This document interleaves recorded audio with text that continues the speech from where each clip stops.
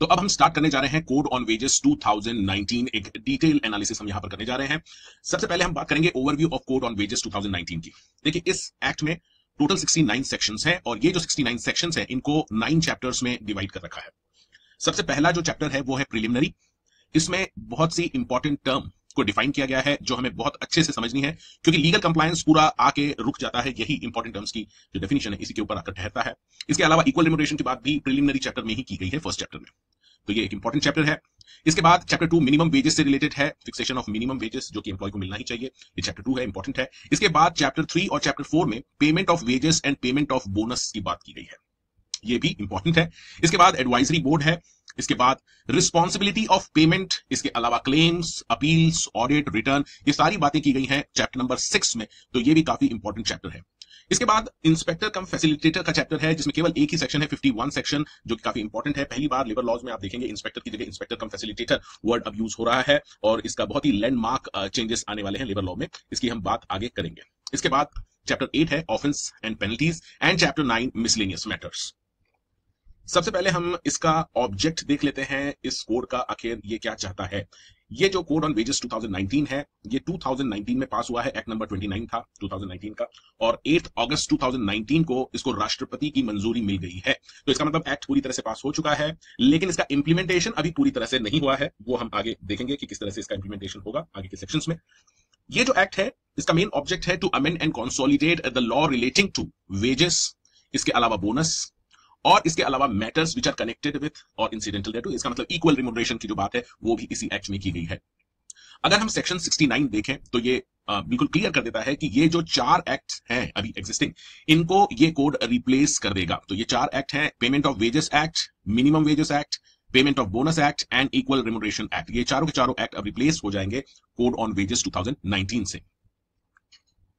तो सबसे पहले देखते हैं चैप्टर 1 प्रिलिमिनरी। सबसे पहले इसमें सेक्शन 1 आता है जो इस एक्ट का नाम बताता है, the act may be called as code on wages 2019। It extends to whole of India, पूरे भारत वर्ष में ये एक्ट लगेगा, कहीं कोई एक्सेप्शन नहीं है, जम्मू कश्मीर का भी कोई एक्सेप्शन नहीं है, पूरे भारत में ये लगेगा। And it shall come into force on such date as the central government may notify in the official gazette. और सेंट्रल गवर्नमेंट जब इसे नोटिफाई करेगी तो different dates can be fix for different sections of this code, यानी पूरा का पूरा act एक ही डेट में लागू होगा ऐसा जरूरी नहीं है, अलग अलग सेक्शंस अलग अलग डेट्स को इंप्लीमेंट किए जा सकते हैं। अब हम चलते हैं डेफिनेशंस की तरफ। तो जैसा कि मैंने आपको पहले भी बताया था कि एक्ट के जो भी प्रोविजंस हम आगे पढ़ने वाले हैं उन सभी का जो ताल्लुक है, कनेक्शन है, ये इन टर्म्स से रहेगा और ये टर्म्स को समझना बहुत जरूरी है। इसमें कुछ टर्म्स काफी इंपॉर्टेंट है जो मैं आपको अच्छे से समझाऊंगा और कुछ नॉर्मल टर्म्स है, जैसे accounting year means year commencing on 1 अप्रैल, यानी ये 1 डे ऑफ अप्रैल से साल शुरू होगा इस एक्ट के लिए। एडवाइजरी बोर्ड का जिक्र किया है यहां पर, और इसका मतलब है सेंट्रल एडवाइजरी बोर्ड और स्टेट एडवाइजरी बोर्ड, दो तरह की एडवाइजरी बोर्ड है। और जैसा कि नाम से ही क्लियर है कि सेंट्रल एडवाइजरी बोर्ड का काम रहेगा एडवाइस करना किसे, सेंट्रल गवर्नमेंट को, और स्टेट एडवाइजरी बोर्ड का काम रहेगा एडवाइस करना टू स्टेट गवर्नमेंट। क्योंकि ये एक्ट कॉन्करेंट लिस्ट में आता है, ये मैटर लेबर लॉ का, तो दोनों ही गवर्नमेंट को पावर है लॉ बनाने की, इसलिए 2 सेट्स ऑफ गवर्नमेंट हम देखेंगे इस एक्ट में और 2 सेट ऑफ एडवाइजरी बोर्ड भी है। ये जो एडवाइजरी बोर्ड है ये कॉन्स्टिट्यूट होंगे अंडर सेक्शन 42, इसके बारे में हम आगे और देखेंगे। इसके बाद एक और टर्म यूज हुई है एग्रीकल्चर इनकम टैक्स लॉ। तो ऐसा law which levy tax on agriculture income will be called as agriculture income tax law. तो आपको पता होना चाहिए कि जहां तक टैक्स का सवाल है, जो नॉर्मल इनकम के ऊपर टैक्स लगता है उसकी पावर है सेंट्रल गवर्नमेंट के पास, इन पार्लियामेंट के पास, और एग्रीकल्चर इनकम पे जो टैक्स लगाने की पावर है वो स्टेट गवर्नमेंट के पास है। स्टेट गवर्नमेंट अपनी अपनी स्टेट में एग्रीकल्चर इनकम के ऊपर टैक्स लगा सकती है। अब बात करते हैं एप्रोप्रिएट गवर्नमेंट की। देखिए, ये टर्म काफी यूज होने वाली है इस पूरे एक्ट में, एप्रोप्रिएट गवर्नमेंट। और जैसा कि मैंने आपको पहले भी बताया कि 2 सेट्स ऑफ गवर्नमेंट है यहाँ पर, एक है सेंट्रल गवर्नमेंट और दूसरी है स्टेट गवर्नमेंट। इसको आप जरा ध्यान से समझ लीजिए। तो कोई भी एस्टेब्लिशमेंट है जिसके ऊपर की आपको ये एक्ट इंप्लीमेंट करना है, जिसका कि कंट्रोल सेंट्रल के पास होगा या स्टेट गवर्नमेंट के पास होगा, ये यहाँ पर क्लियर किया हुआ है। ये कहते हैं appropriate government in relation to establishment which is carried on by और under the authority of central government. अगर ये एस्टेब्लिशमेंट सेंट्रल गवर्नमेंट के अंडर में है, काम कर रही है, या इसे सेंट्रल गवर्नमेंट ने या सेंट्रल एक्ट ने एस्टेब्लिश किया हुआ है, या फिर ये ओन्ड और कंट्रोल्ड है सेंट्रल गवर्नमेंट के थ्रू, तो ये जो एस्टेब्लिशमेंट है इसके लिए जब कभी भी गवर्नमेंट की बात होगी तो वो गवर्नमेंट का मतलब होगा सेंट्रल गवर्नमेंट। इसके अलावा अगर कोई और एस्टेब्लिशमेंट है, मान लीजिए ये एक एस्टेब्लिशमेंट है और ये एस्टेब्लिशमेंट है कॉन्ट्रैक्टर की, ये इंपॉर्टेंट पॉइंट है, इसको आप समझ लीजिए, ये कॉन्ट्रैक्टर है और इसकी ये एस्टेब्लिशमेंट है, और ये एस्टेब्लिशमेंट कॉन्ट्रैक्टर की सर्विसेज प्रोवाइड करती है किसको, ऐसी एस्टेब्लिशमेंट को जिसकी की गवर्नमेंट कौन सी है, सेंट्रल गवर्नमेंट, जिसके लिए एप्रोप्रिएट गवर्नमेंट कौन सी है, सेंट्रल गवर्नमेंट। तो ऐसे केस में ये जो एस्टेब्लिशमेंट है, ये भी, इसके लिए भी जो एप्रोप्रिएट गवर्नमेंट है वो कौन कहलाएगी, सेंट्रल गवर्नमेंट कहलाएगी। और इनके अलावा बाकी की जितनी भी अदर एस्टेब्लिशमेंट्स हैं, उन सभी के लिए एप्रोप्रिएट गवर्नमेंट का मतलब होगा स्टेट गवर्नमेंट। इसके बाद बात करते हैं कंपनी की। कंपनी का सीधा साधा मतलब है, company means company as defined under the companies act 2013। तो सेक्शन 220 में कंपनी को डिफाइन किया है कंपनीज एक्ट में, और वही मतलब यहां भी कंपनी का है, कोई खास डेफिनेशन नहीं है, इंपॉर्टेंट। आगे चलते हैं। अब जो डेफिनेशन आ रही है कॉन्ट्रैक्टर की, ये बहुत ही इंपॉर्टेंट है, इसको आप अच्छे से यहां पर समझ लीजिए। ये जो डेफिनेशन है ये क्लॉज F ऑफ सेक्शन 2 में डिफाइन की गई है, और कॉन्ट्रैक्टर का मतलब इन्होंने यहां कहा है in relation to an establishment.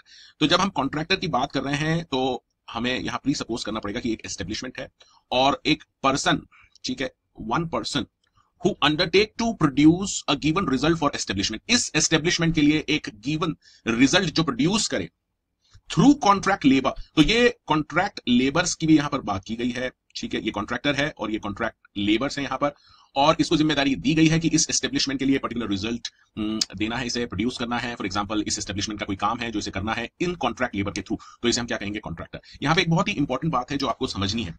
ये कह रहे हैं कि other than mere supply of goods or articles of manufacture to establishment. इसका मतलब अगर एक पर्सन है जो मटेरियल सप्लाई करने का ठेका है, इसके पास ये एस्टेब्लिशमेंट है, मान लीजिए ये मटेरियल सप्लाई करता है और ये लेबर सप्लाई करता है to produce a given result. तो जो मटेरियल सप्लाई कर रहा है या केवल आर्टिकल या मटेरियल सप्लाई कर रहा है, उसको हम यहां पर कॉन्ट्रैक्टर नहीं मानेंगे।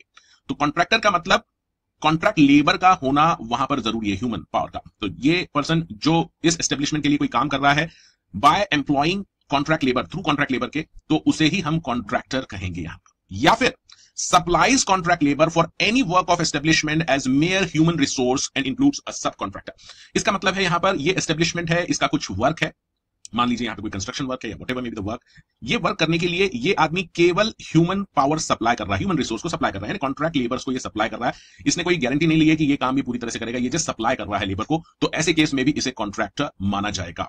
अच्छा, इसके साथ इन्होंने ये भी कहा है कि इसका कोई सब कॉन्ट्रैक्टर है, इसके नीचे अगर कोई काम कर रहा है तो उसे भी हम कॉन्ट्रैक्टर ही मानेंगे। तो ये डेफिनेशन बहुत ही क्लियर हो जानी चाहिए आपको कि अगर कोई पर्सन केवल मटेरियल सप्लाई कर रहा है या आर्टिकल सप्लाई कर रहा है किसी एस्टेब्लिशमेंट को, तो उसे हम कॉन्ट्रैक्टर नहीं कहेंगे। लेकिन अगर कोई पर्सन है जो कॉन्ट्रैक्ट लेबर सप्लाई कर रहा है, मेयर सप्लाई कर रहा है, या फिर वो अंडरटेक कर रहा है कोई रिजल्ट प्रोड्यूस करने के लिए थ्रू कॉन्ट्रैक्ट लेबर, तो ऐसे पर्सन को हम क्या कहेंगे, कॉन्ट्रैक्टर। और ये कॉन्ट्रैक्टर अगर किसी और को ये काम दे देता है जिसे हम सब कॉन्ट्रैक्टर कहते हैं, तो ऐसे सब कॉन्ट्रैक्टर को भी कॉन्ट्रैक्टर ही माना गया है। अब हम चलेंगे एक और इंपॉर्टेंट डेफिनेशन के ऊपर जिसका नाम है कॉन्ट्रैक्ट लेबर। अभी हमने कॉन्ट्रैक्टर देख लिया है, अब हम बात करेंगे कि कॉन्ट्रैक्ट लेबर हम किसे कहेंगे यहां पर। तो एक पर्सन है और ये यहां पर एक एस्टेब्लिशमेंट है, और इस एस्टेब्लिशमेंट का मान लीजिए यहां पर कोई वर्क है, वर्क चल रहा है। तो ये हमको प्री सपोज करना पड़ेगा कॉन्ट्रैक्ट लेबर समझने के लिए कि एक एस्टेब्लिशमेंट है, उसका कोई वर्क है और एक पर्सन है। ये कहते हैं कि मींस अ वर्कर। तो सबसे पहले ये जो पर्सन है इसका वर्कर होना जरूरी है, वर्कर की डेफिनेशन हम आगे देखेंगे। ये कह रहे हैं कि worker who shall be deemed to be employed in or in connection with the work of establishment, यानी इस वर्क से वो कनेक्टेड है और उसे एम्प्लॉय किया गया है, व्हेन ही इज हायर्ड, इसे हायर किया गया है और इस वर्क से वो कनेक्टेड है, इन or in connection with such work by और थ्रू अ कॉन्ट्रैक्टर। और इसे जो हायर किया गया है ये इस एस्टेब्लिशमेंट ने हायर नहीं किया है। तो ये जो वर्कर हायर किया गया है ये किसके थ्रू हायर किया गया है, कॉन्ट्रैक्टर के थ्रू। इसका मतलब यहां पर कॉन्ट्रैक्टर का होना भी जरूरी है। कभी किसी को हम कॉन्ट्रैक्ट लेबर कहते हैं तो भाई कॉन्ट्रैक्टर का होना जरूरी है, एस्टेब्लिशमेंट का होना जरूरी है, एस्टेब्लिशमेंट से रिलेटेड कोई वर्क है जिसके लिए किसको एम्प्लॉय किया गया है when he is hired through और बाय अ कॉन्ट्रैक्टर। उसके बाद ये कहते हैं विद और without knowledge of the principal employer, यानी यहां पर ये जो पर्सन है इसको एम्प्लॉय किया गया है इस वर्क में, इस एस्टेब्लिशमेंट के वर्क में, और इस एम्प्लॉयर को चाहे इसके बारे में पता हो या ना हो, इस वर्कर को हम कॉन्ट्रैक्ट लेबर ही कहेंगे अगर इसे इस वर्क के लिए एम्प्लॉय किया गया है by hiring via contractor. And include inter state migrant worker. अब ये इन्होंने स्पेसिफिकली बोला है यहां पर, आपको एग्जाम में अगर आप तैयारी कर रहे हैं तो ये ध्यान रखना है कि इंटर स्टेट माइग्रेंट वर्कर को भी यहां पर शामिल किया है कॉन्ट्रैक्ट लेबर की डेफिनेशन में। अब ये इंटर स्टेट माइग्रेंट वर्कर क्या होता है, इसके लिए एक अलग से एक्ट बना हुआ है, इसको आप देख लीजिए। The inter state migrant workman regulation of employment and condition of service act 1979 का एक्ट है। और इसमें इन्होंने ये कहा है कि any person who is recruited, अगर कोई भी पर्सन है जिसे रिक्रूट किया जाता है बाय और थ्रू अ कॉन्ट्रैक्टर, किसी कॉन्ट्रैक्टर के थ्रू उसे रिक्रूट किया जा रहा है इन वन स्टेट, मान लीजिए ये एक स्टेट है जिसमें इसको एम्प्लॉय किया गया है, हायर किया गया, रिक्रूट किया गया है, और इसे जो हायर किया गया है अंडर द एग्रीमेंट और other arrangement for the employment of work in any other establishment which is in any other state, यानी ये एक स्टेट वन है जहां पे इसको कॉन्ट्रैक्ट लेबर ने हायर किया है। और ये किसके लिए हायर किया है, किसी दूसरी स्टेट में कोई एस्टेब्लिशमेंट है उससे रिलेटेड वर्क के लिए इसने हायर किया है, चाहे इस एस्टेब्लिशमेंट के एम्प्लॉयर को इसके बारे में पता हो या ना हो, इसे हम इंटर स्टेट माइग्रेंट वर्कर कहेंगे और इसे भी हम कॉन्ट्रैक्ट लेबर की डेफिनेशन में शामिल करेंगे। तो यहां तो हमने देख लिया कि भाई कॉन्ट्रैक्ट लेबर में क्या क्या शामिल होगा। फिर ये कहते हैं कि but contract labour does not include, तो यहां पे बात की गई है एक्सक्लूजन्स की, जरा ध्यान से देख लेना इसको, इन्हें हम कॉन्ट्रैक्ट लेबर नहीं मानेंगे। तो ये कौन है वर्कर जिन्हें हम नहीं मानेंगे, ये कहते हैं does not include a worker other than the part time employ. इसको भी आप छोड़ दीजिए, सबसे पहले आप इसके ऊपर फोकस कीजिए कि एक वर्कर है, मान लीजिए वो अगर दो कंडीशन सेटिस्फाई कर देता है, तो उसे हम कॉन्ट्रैक्ट लेबर नहीं कहेंगे। तो पहली कंडीशन है कि ऐसा worker who is regularly employed by the contractor for any activity of his establishment and his employment is govern by mutually accepted standard of condition employment including engagement on permanent basis. तो मान लीजिए कि ये एक person है, worker है, और ये कॉन्ट्रैक्टर है। ये कॉन्ट्रैक्टर ने इसे एम्प्लॉय किया है इस कॉन्ट्रैक्टर की एस्टेब्लिशमेंट में वर्क करने के लिए on mutually accepted standard condition, और इसमें ये भी कंडीशन हो सकती है कि एंगेज ऑन परमानेंट बेसिस, को परमानेंट कर देगा यहां पर एस्टेब्लिशमेंट में, ऐसा भी हो सकता है। And gets periodical increment in the pay, social security coverage and other welfare benefits in accordance with the law for the time being in force। कहने का मतलब है कि जैसे कि बोनस है, जैसे कि ग्रेचुटी है, लेबर लॉ के जितने भी वेलफेयर के बेनिफिट है, सोशल सिक्योरिटी बेनिफिट है, वो अगर इसको मिल रहे हैं इस वर्कर को जिसे कि एम्प्लॉय किया गया है कॉन्ट्रैक्टर के द्वारा, तो फिर इसे कॉन्ट्रैक्ट लेबर नहीं कहेंगे। He will not be treated as contract labour. तो दो चीजें हैं, दोनों कंडीशन आप ध्यान से देखिए, दोनों का सेटिस्फाई होना जरूरी है। पहला, regularly employed by the contractor on any activity of his establishment, और दूसरा इसको बेनिफिट्स मिलते हैं, पीरियोडिकल इंक्रीमेंट है, सोशल सिक्योरिटी है, और इस तरह के सारे बेनिफिट्स भी अगर इसको मिल रहे हैं इस वर्कर को, तो इसे हम कॉन्ट्रैक्ट लेबर नहीं मानेंगे। इस पॉइंट को और जरा बेहतर तरीके से आप समझ लीजिए। मान लीजिए ये एक कॉन्ट्रैक्टर है, ठीक है, ये कॉन्ट्रैक्टर है, इसने इस पर्सन को जो हायर किया है, ये रेगुलरली इसको हायर करता है अपने कामों के लिए, ठीक है, इसके एस्टेब्लिशमेंट में, और इसको बेनिफिट सारे मिल रहे हैं, social security, welfare benefit, periodical increment, तो फिर इसे हम कॉन्ट्रैक्ट लेबर नहीं कहेंगे। लेकिन दूसरी तरफ ये इस वर्कर को भी हायर करता है, या इस तरह के वर्कर को भी हायर करता है जिनको कि ये इस तरह के बेनिफिट्स नहीं देता है, केवल किसी दूसरे एस्टेब्लिशमेंट में वर्क के लिए उसे हायर किया जाता है, तो फिर ऐसे वर्कर्स को हम यहां पर कॉन्ट्रैक्ट लेबर कहेंगे। इसके बाद कुछ और छोटी छोटी डेफिनेशन दे रखी है, जैसे कोऑपरेटिव सोसाइटी का मतलब है society registered or deemed to be registered under cooperative societies act or any other law for time being force relating to cooperative society, यानी कोई भी रजिस्टर्ड कोऑपरेटिव सोसाइटी है उसको कोऑपरेटिव सोसाइटी माना गया है। इसके अलावा कॉर्पोरेशन जो वर्ड यूज की गई है ये बड़ा इंपॉर्टेंट है, इसको आप समझ लीजिए, means any body corporate established by और अंडर द सेंट्रल एक्ट और स्टेट एक्ट, यानी सेंट्रल या स्टेट एक्ट में कोई अगर बॉडी कॉर्पोरेट बनी है उसे हम कॉर्पोरेशन तो कहेंगे, but does not include a company और कोऑपरेटिव सोसाइटी। तो बहुत ही क्लियरली यहां पर कह दिया गया है, ये एक्चुअली एप्रोप्रिएट गवर्नमेंट की जो हमने डेफिनेशन देखी थी उससे ये इसका ताल्लुक है, और ये क्लियरली कह रहे हैं कि कॉर्पोरेशन के लिए हमने देखा कि एप्रोप्रिएट गवर्नमेंट अगर वो कॉर्पोरेशन कंट्रोल में है सेंट्रल गवर्नमेंट के, तो वो सेंट्रल गवर्नमेंट एप्रोप्रिएट गवर्नमेंट होगी, लेकिन यहाँ पे कंपनी और कोऑपरेटिव सोसाइटी को बिल्कुल बाहर किया गया है कॉर्पोरेशन की डेफिनेशन से। इसके बाद इन्होंने डायरेक्ट टैक्स का मतलब बताया। डायरेक्ट टैक्स का मतलब any tax chargeable under the income tax act या companies profit surtax act 1964, agriculture income tax law जो कि स्टेट गवर्नमेंट फ्रेम करेगी। Any other tax which having regard to the nature or incidence may be declared by the central by notification to be direct tax for the purpose of this code, यानी किसी और tax को भी central government declare कर सकती है कि इसे हम डायरेक्ट टैक्स मानेंगे for the purpose of this code. चलिए अब बहुत ही इंपॉर्टेंट डेफिनेशंस हम देखने जा रहे हैं आगे की, जैसे कि एम्प्लॉई है, इसके बाद वर्कर है। इसमें काफी कंफ्यूजन हो सकता है आपको, इसलिए मैं ये दोनों डेफिनेशन एम्प्लॉई और वर्कर की साथ में लूंगा। इसके अलावा हम डेफिनेशन देखेंगे एम्प्लॉयर की, और इसके अलावा इंडस्ट्रियल डिस्प्यूट और वेजेस की, ये भी काफी इंपॉर्टेंट डेफिनेशंस हैं, हम आगे देखेंगे। सबसे पहले आप फोकस कीजिए एम्प्लॉई और वर्कर की डेफिनेशन पे। देखिए एम्प्लॉई, पहले आप कुछ समझ लीजिए कि एम्प्लॉई जब हम वर्ड यूज करेंगे तो वो एक ब्रॉड टर्म है, ब्रॉड, ठीक है। इतने एम्प्लॉइज में कुछ एम्प्लॉइज ऐसे हो सकते हैं जिन्हें हम वर्कर कहेंगे, ये आप सबसे पहले समझ लीजिए इस कंसेप्ट को। अब ये एम्प्लॉय और वर्कर का अलग अलग ऐसा टर्म क्यों यूज किया है, क्योंकि वर्कर जो है उसको कुछ एडिशनल बेनिफिट्स दिए जाने हैं, कुछ स्पेशल प्रोटेक्टिव मेजर्स लिए जाएंगे वर्कर क्लास के लिए, इसलिए वर्कर और एम्प्लॉय दो टर्म यहां पर यूज हुए हैं। तो एम्प्लॉय जो है वो ब्रॉड टर्म है और वर्कर जो है वो नैरो टर्म है। सबसे पहले हम ये दोनों डेफिनेशन देख लेते हैं, आप भी अच्छे से नोट कर लीजिएगा, क्योंकि इंप्लीमेंटेशन ऑफ दिस एक्ट जब होगा तो कंप्लायंस के लिए काफी इंपॉर्टेंट रहेगा। सबसे पहले देखिए एम्प्लॉय को समझते हैं। थोड़ा सा डेफिनेशंस इन्होंने लूजली ड्राफ्टिंग की है मेरे हिसाब से, पर ठीक है। अब ये कहते हैं मींस एनी पर्सन, अब यहाँ पे इंडिविजुअल कर सकते थे वो, बट इन्होंने पर्सन यूज किया है। ऐसे कई केसेस हैं जहां पर इंडिविजुअल वर्ड यूज होना चाहिए, बट ठीक है। तो सबसे पहले आप देखिए यहाँ पर एम्प्लॉय का मतलब ये कह रहे हैं कि any person other than apprentice engage under apprentice act, यानी जो ट्रेनी होता है उसको यहां पर एम्प्लॉय की डेफिनेशन से बाहर कर दिया गया है। ट्रेनी को हम एम्प्लॉय नहीं मान सकते। तो any person who is not apprentice employed on wages by the establishment. तो दो बातें यहां पर दिख रही, एक तो एस्टेब्लिशमेंट का जिक्र किया है कि सर ये एस्टेब्लिशमेंट है और इस पर्सन को एम्प्लॉयड किया गया है वेजेस पे। अब ये वेजेस भी इंपॉर्टेंट टर्म आ गई यहां पर। तो person employed on wages by an establishment to do any skilled, semi skilled, unskilled, यानी चाहे स्किल्ड वर्क हो, ये जो आदमी है ये स्किल्ड करे या अनस्किल्ड वर्क करे, सेमी स्किल्ड कोई फर्क नहीं पड़ता, सभी इंप्लॉय माने जाएंगे। चाहे वो मैनुअल वर्क करे या फिर ऑपरेशनल करे या सुपरवाइजरी करे, जहां पे बस निगरानी रखनी है उसे सुपरवाइजरी कहते हैं, या मैनेजरियल वर्क में इन्वॉल्व हो, मैनेज कर रहा है डिपार्टमेंट को या किसी यूनिट को, या एडमिनिस्ट्रेटिव या टेक्निकल और क्लेरिकल वर्क, ठीक है, यानी अकाउंट्स डिपार्टमेंट में कोई काम कर रहा है, क्लेरिकल कर रहा है, टेक्निकल वायरमैन वगैरह, एडमिनिस्ट्रेटिव एचआर डिपार्टमेंट या जो भी है, ये सारे के सारे तरह के काम, किसी भी तरह के काम के लिए अगर किसी पर्सन को एम्प्लॉय किया गया है ऑन वेजेस फॉर हायर और रिवॉर्ड, अभी कहते हैं कि आप उसको कुछ आपने हायर किया है, रिवॉर्ड के बेसिस पे उसको हायर किया है या रिवॉर्ड दे रहे हैं, एम्प्लॉय किया है ऑन वेजेस, ये भी बात कही इन्होंने, तो इस पर्सन को हम एम्प्लॉय कहेंगे, ठीक है।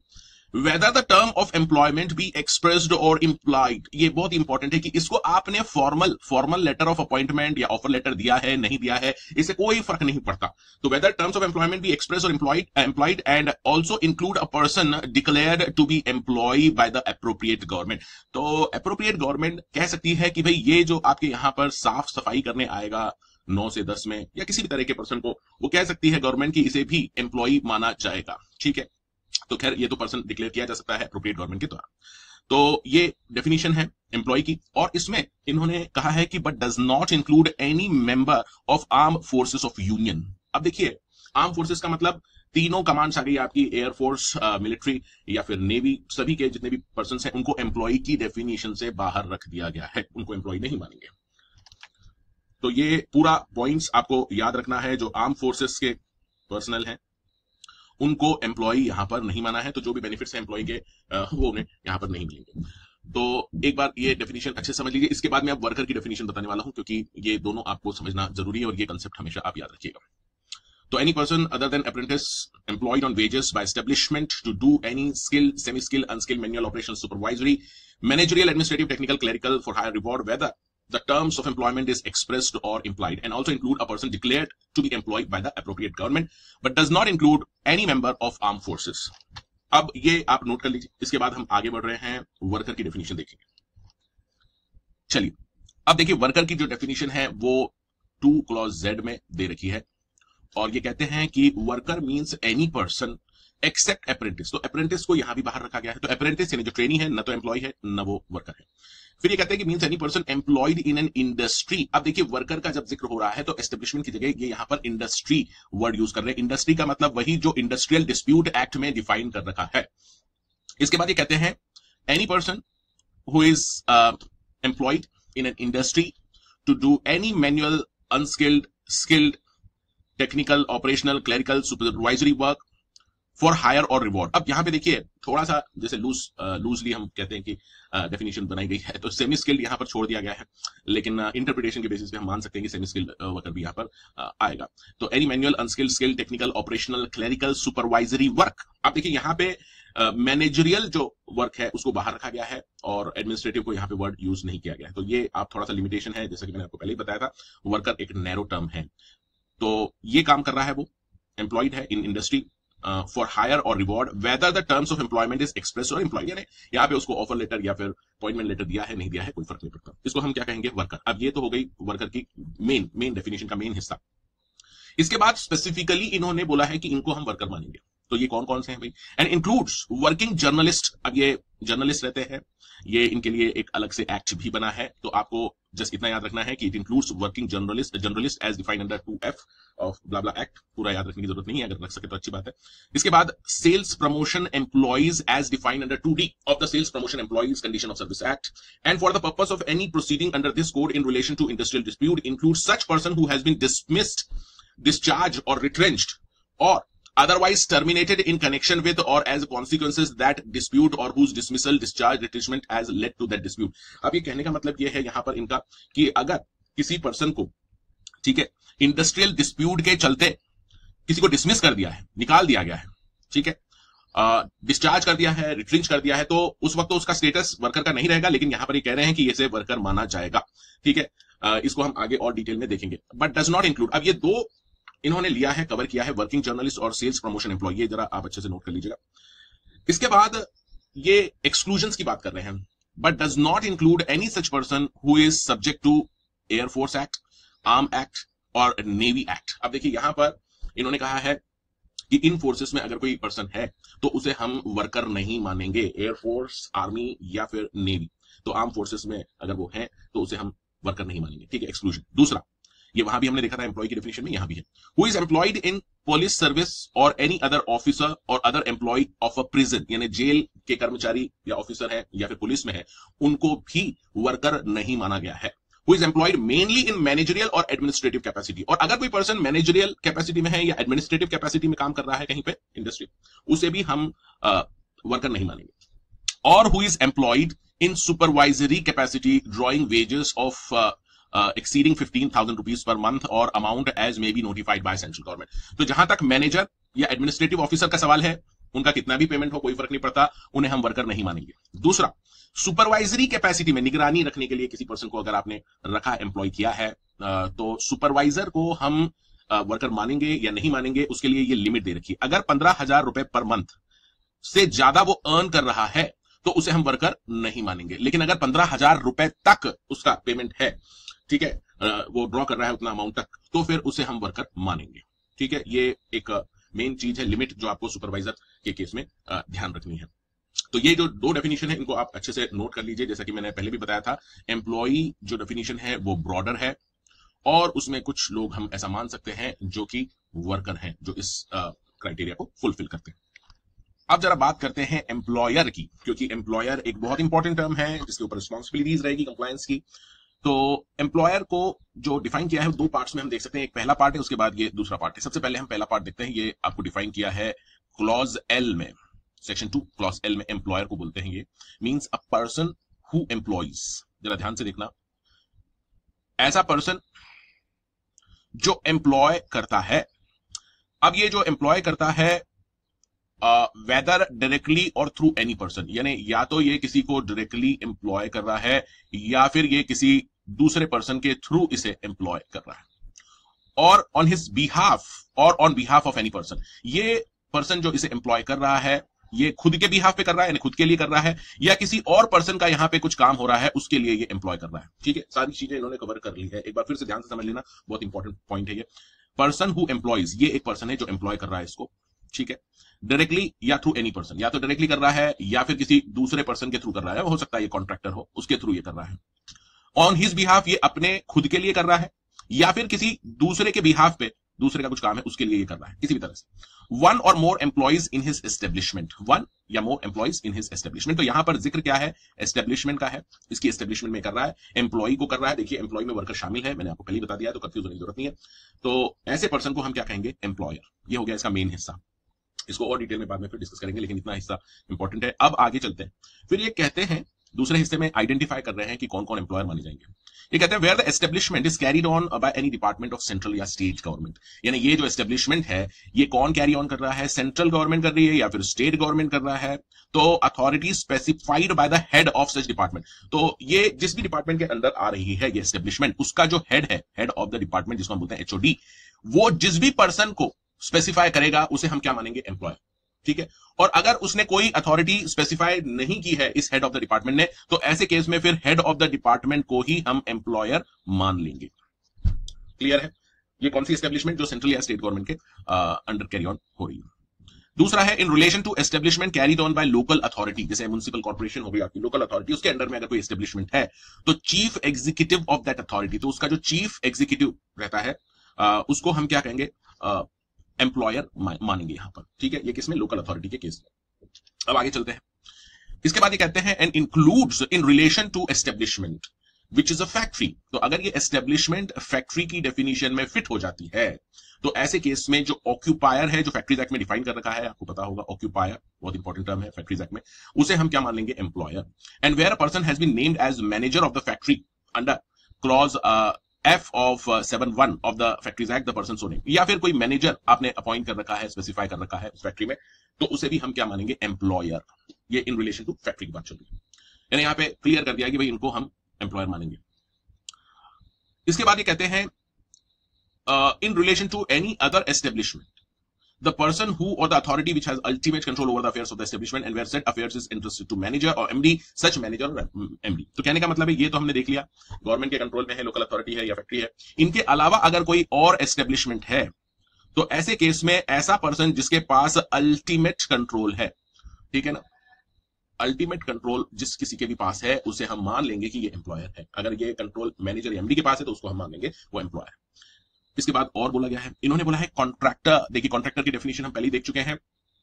कॉन्ट्रैक्टर क्या करता है, कॉन्ट्रैक्टर प्रोवाइड करता है मैन पावर, ठीक है, ये हम पहले देख चुके हैं, और इस कॉन्ट्रैक्टर को इन्होंने एम्प्लॉयर माना है, इसको भी एम्प्लॉयर की डेफिनेशन में शामिल किया गया है। And legal representative of A deceased employer, यानी कि अगर कोई एम्प्लॉयर जो अभी हमने देखा है उसकी अगर डेथ हो जाती है, ठीक है, तो उसका जो लीगल रिप्रेजेंटेटिव है, ठीक है, उसे हम एम्प्लॉयर मान लेंगे, ठीक है। ये बहुत इंपॉर्टेंट पॉइंट है, यानी ऐसा नहीं कि भाई अब तो एम्प्लॉयर की डेथ हो गई अब तो कुछ नहीं हो सकता, उसका जो लीगल रिप्रेजेंटेटिव है he will have to discharge the functions of और रिस्पांसिबिलिटीज ऑफ एम्प्लॉयर।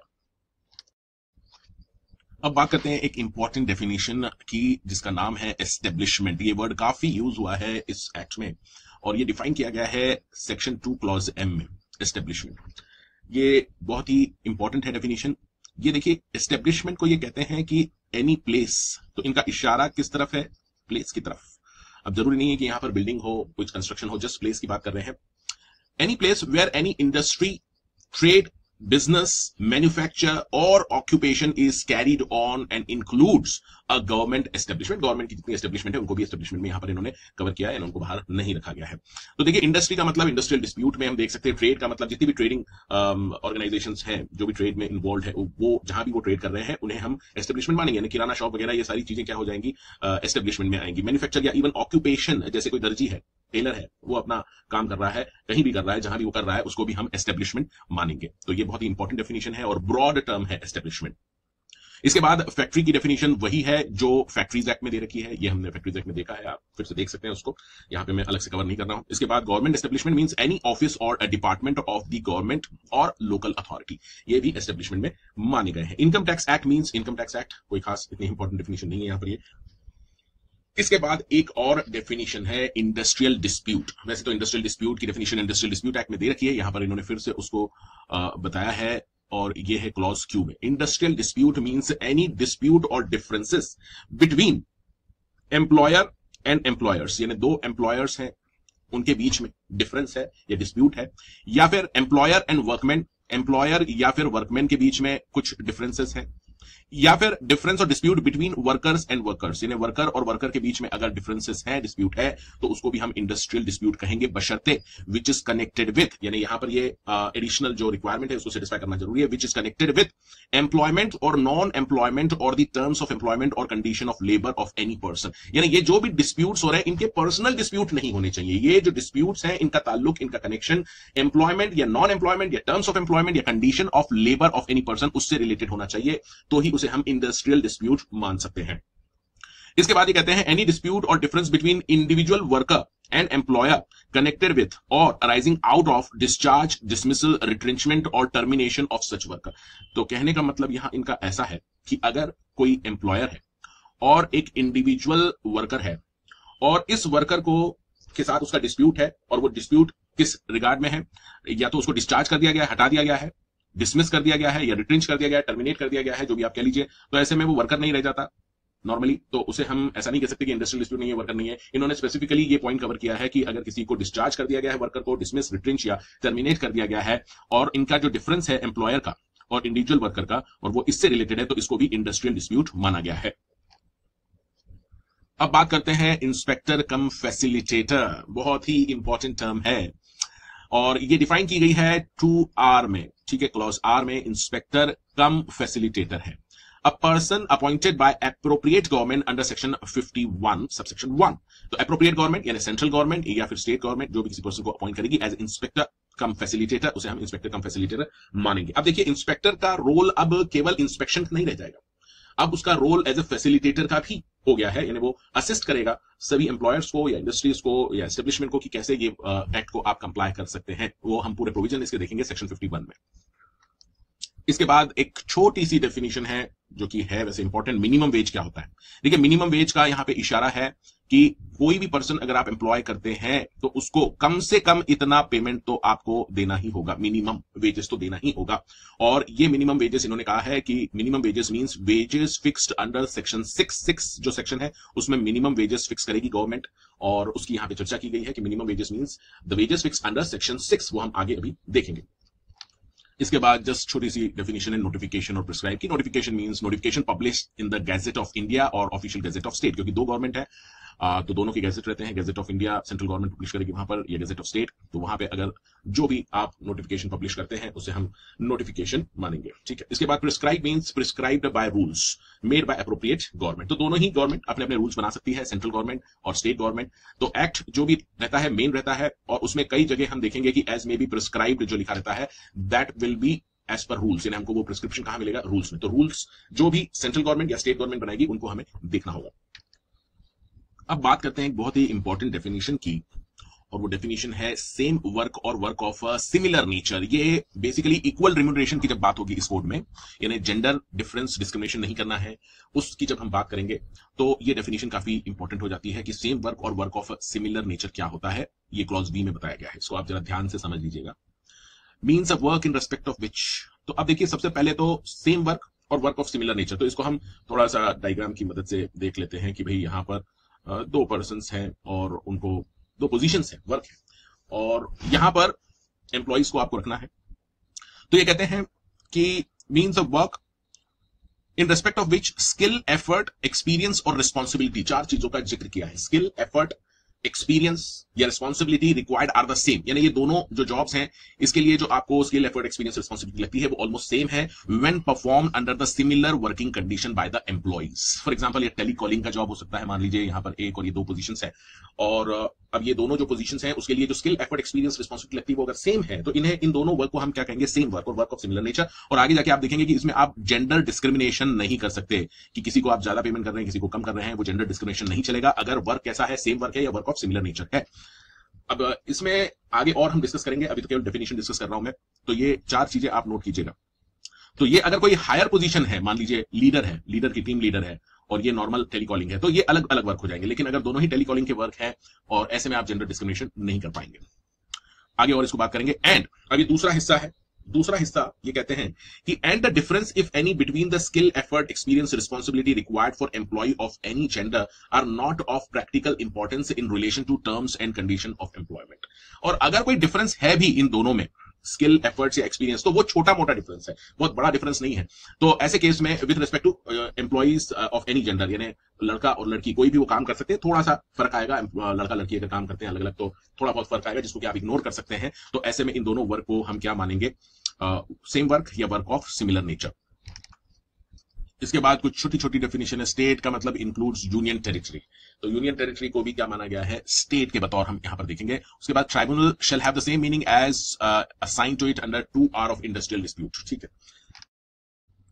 चलिए अब चलते हैं सबसे important definition of this act, जो कि है वेजेस की डेफिनेशन। मिनिमम वेजेस हो या फिर पेमेंट ऑफ वेजेस हो या बोनस हो, ये सभी में ये डेफिनेशन काफी इंपॉर्टेंट रहेगी और इसको बहुत अच्छे से आपको इत्मीनान से समझना है वेजेस को। और ये डेफिनेशन दे रखी है क्लॉज वाई में, section 2 clause Y, wages define किया है। चलिए देखते हैं इसमें आखिर क्या क्या इंक्लूड किया है वेजेस में और क्या क्या एक्सक्लूड किया है। सबसे पहले ये कहते हैं वेजेस मींस ऑल रिम्यूनरेशन, ठीक है, जो भी आप पेमेंट कर रहे हैं किसी भी एम्प्लॉय को, वो सभी रिम्यूनरेशन, वेदर बाय सैलरी, चाहे उसे आप सैलरी नाम दीजिए या फिर अलाउंस नाम दीजिए या फिर अदरवाइज किसी भी नाम से आप उसे दे रहे हैं रिम्यूनरेशन मेहनताना, तो वो वेजेस में आएगा।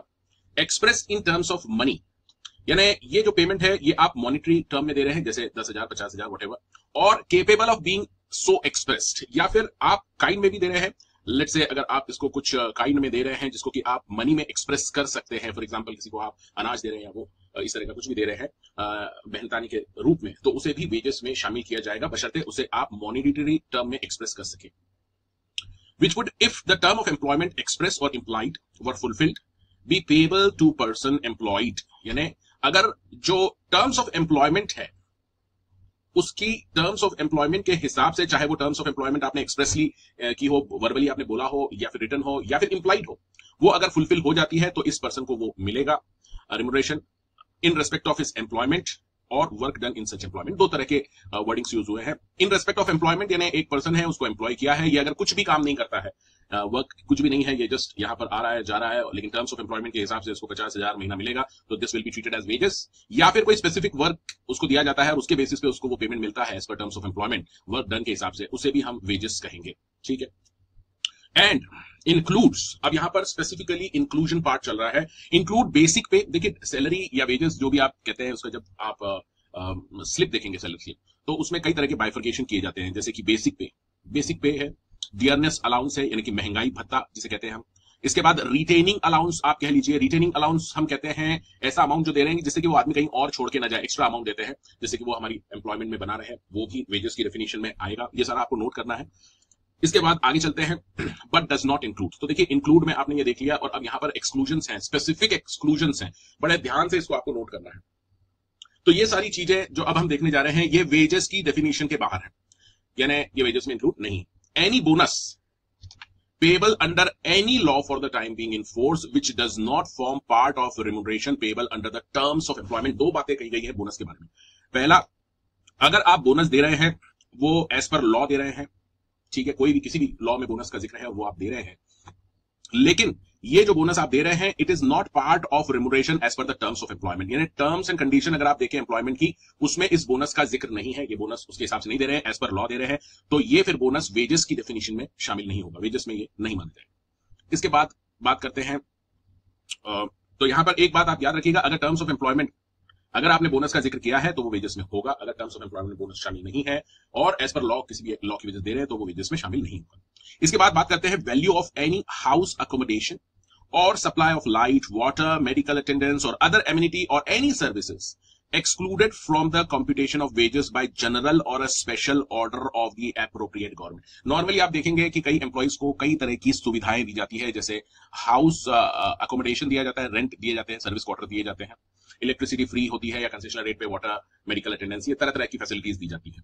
देखिए पर से इन्होंने नहीं बोला है कि वेजेस में शामिल नहीं होगा इसकी वैल्यू, ये कह रहे हैं कि अगर कोई जनरल या स्पेशल ऑर्डर अप्रोप्रिएट गवर्नमेंट पास करती है और ऐसी वैल्यूज को एक्सक्लूड कर देती है वेजेस की डेफिनेशन से, तो फिर ऐसे केस में ये जो वैल्यू है, value of all these benefits, उसको हम वेजेस में शामिल नहीं करेंगे। अगर ऐसा कोई ऑर्डर नहीं है तो फिर उसको हम शामिल करेंगे वेजेस में। इसके बाद नेक्स्ट है any contribution paid by employer to any pension or provident fund and the interest which may have accrued thereon. तो नॉर्मली आप देखेंगे प्रोविडेंट फंड हो या पेंशन फंड, इसमें एम्प्लॉई अपना कुछ कंट्रीब्यूशन देता है, लेट्स से 10% ऑफ सैलरी, और इसी के साथ एम्प्लॉयर भी कुछ कंट्रीब्यूशन करता है उस एम्प्लॉय के प्रोविडेंट फंड में। तो ये जो एम्प्लॉयर का कंट्रीब्यूशन है ये वेजेस की डेफिनेशन के बाहर है, वेजेस में शामिल नहीं करा जाएगा, और इस कंट्रीब्यूशन पे अगर कोई इंटरेस्ट अक्रू हो रहा है उसको भी वेजेस में शामिल नहीं किया गया है। इसके बाद ये कहते हैं एनी कन्वेंस अलाउंस और value of any travelling concession. Employee घूमता है इधर उधर या जो भी उसके वर्क से रिलेटेड, उसको कन्वेंस अलाउंस दिया जाता है नॉर्मली, तो वो ट्रेवलिंग कंसेशन या कन्वेंस अलाउंस उसको भी वेजेस में शामिल नहीं किया गया। इसके बाद any sum paid to employed person to defray special expenses entailed on him by the nature of his employment। अब देखिए कभी कभी कोई एम्प्लॉई है, उसे कुछ खास किस्म का काम करना रहता है, लेट्स से फील्ड पे जाता है और कुछ स्पेशल एक्सपेंसेस उसके होते हैं because of the nature of employment, और वो एक्सपेंसेस को यूं समझ लीजिए एम्प्लॉयर रिम्बर्स करता है या डिफ्रे करता है, तो ऐसे केस में वो भी वेजेस में शामिल नहीं होंगे। जैसे ये इंजीनियर है, ये प्लांट में जाता है लेकिन इसको किसी और की मदद लेनी पड़ती है और वो मदद के बदले में उसको कुछ पेमेंट करना पड़ता है, ये जो पेमेंट है स्पेशल एक्सपेंसेस है, नेचर ऑफ एम्प्लॉयमेंट के से रिलेटेड है और ये एम्प्लॉयर इसको रिम्बर्स करता है, तो इसे वेजेस में शामिल नहीं किया जाएगा। इसके बाद हाउस रेंट अलाउंस, इसको भी वेजेस की डेफिनेशन में शामिल नहीं किया गया है। नॉर्मली आप सभी को पता होगा हाउस रेंट अलाउंस दिया जाता है अगर कोई एम्प्लॉय है उसके पास घर नहीं है रहने को, तो एम्प्लॉयर उसे HRA देता है, हाउस रेंट अलाउंस बोलते हैं जिसे, तो उसे भी वेजेस की डेफिनेशन में शामिल नहीं किया गया है। इसके बाद ये कहते हैं कि remuneration payable under any award और सेटलमेंट, अगर किसी तरह का सेटलमेंट और अवार्ड दिया जा रहा है बिटवीन पार्टीज और ऑर्डर ऑफ कोर्ट या ट्रिब्यूनल की तरफ से, ट्राइब्यूनल की तरफ से, तो उसे भी वेजेस में शामिल नहीं किया जाएगा। एनी ओवर अलाउंस, याद रखिएगा ये भी बहुत इंपॉर्टेंट है, कोई भी पर्सन है जो काम कर रहा है नॉर्मल वर्किंग आवर्स में, उसका पेमेंट है मान लीजिए 30,000 और वो एक्स्ट्रा वर्क कर रहा है और एक्स्ट्रा वर्क का उसको ओवर टाइम मिल रहा है, मान लीजिए ओवर टाइम उसको 10,000 रुपए मिल रहा है, ये वेजेस की डेफिनेशन में नहीं आएगा। Any commission payable to employ, जैसे सेल्स कमीशन हो सकता है, किसी भी तरह का कमीशन हो सकता है काम करने से रिलेटेड, वो भी वेजेस की डेफिनेशन में नहीं है। Any gratuity payable on the termination of employment, तो जब एम्प्लॉय छोड़ देता है जॉब और उसके बाद उसको ग्रेच्युटी अमाउंट दिया जाता है, तो वो ग्रेच्युटी का अमाउंट भी वेजेस की डेफिनेशन में नहीं है। और साथ ही any retrenchment compensation or retirement benefit payable to the employee or any ex gratia payment made to him on the termination of employment, यानी जब एम्प्लॉयमेंट उसका खत्म हो रहा है उस वक्त चाहे किसी भी नाम का बेनिफिट या कंपनसेशन आप दे रहे हैं, जैसे रिट्रेंचमेंट कंपनसेशन निकाला जा रहा है एम्प्लॉय को, उसको दिया जा रहा है कंपनसेशन, टर्मिनेशन बेनिफिट बोल लीजिए आप इसको, या एक्स ग्रेशिया का मतलब है वॉलंटरीली कुछ एम्प्लॉयर उसको दे रहा है ऑन टर्मिनेशन के वक्त, तो उसे भी वेजेस की डेफिनेशन में शामिल नहीं किया जाएगा। अब ये इंक्लूजन और एक्सक्लूजन ये आपको अच्छे से नोट कर लेना है, ठीक है। अब इसके बाद का हिस्सा हम देख रहे हैं।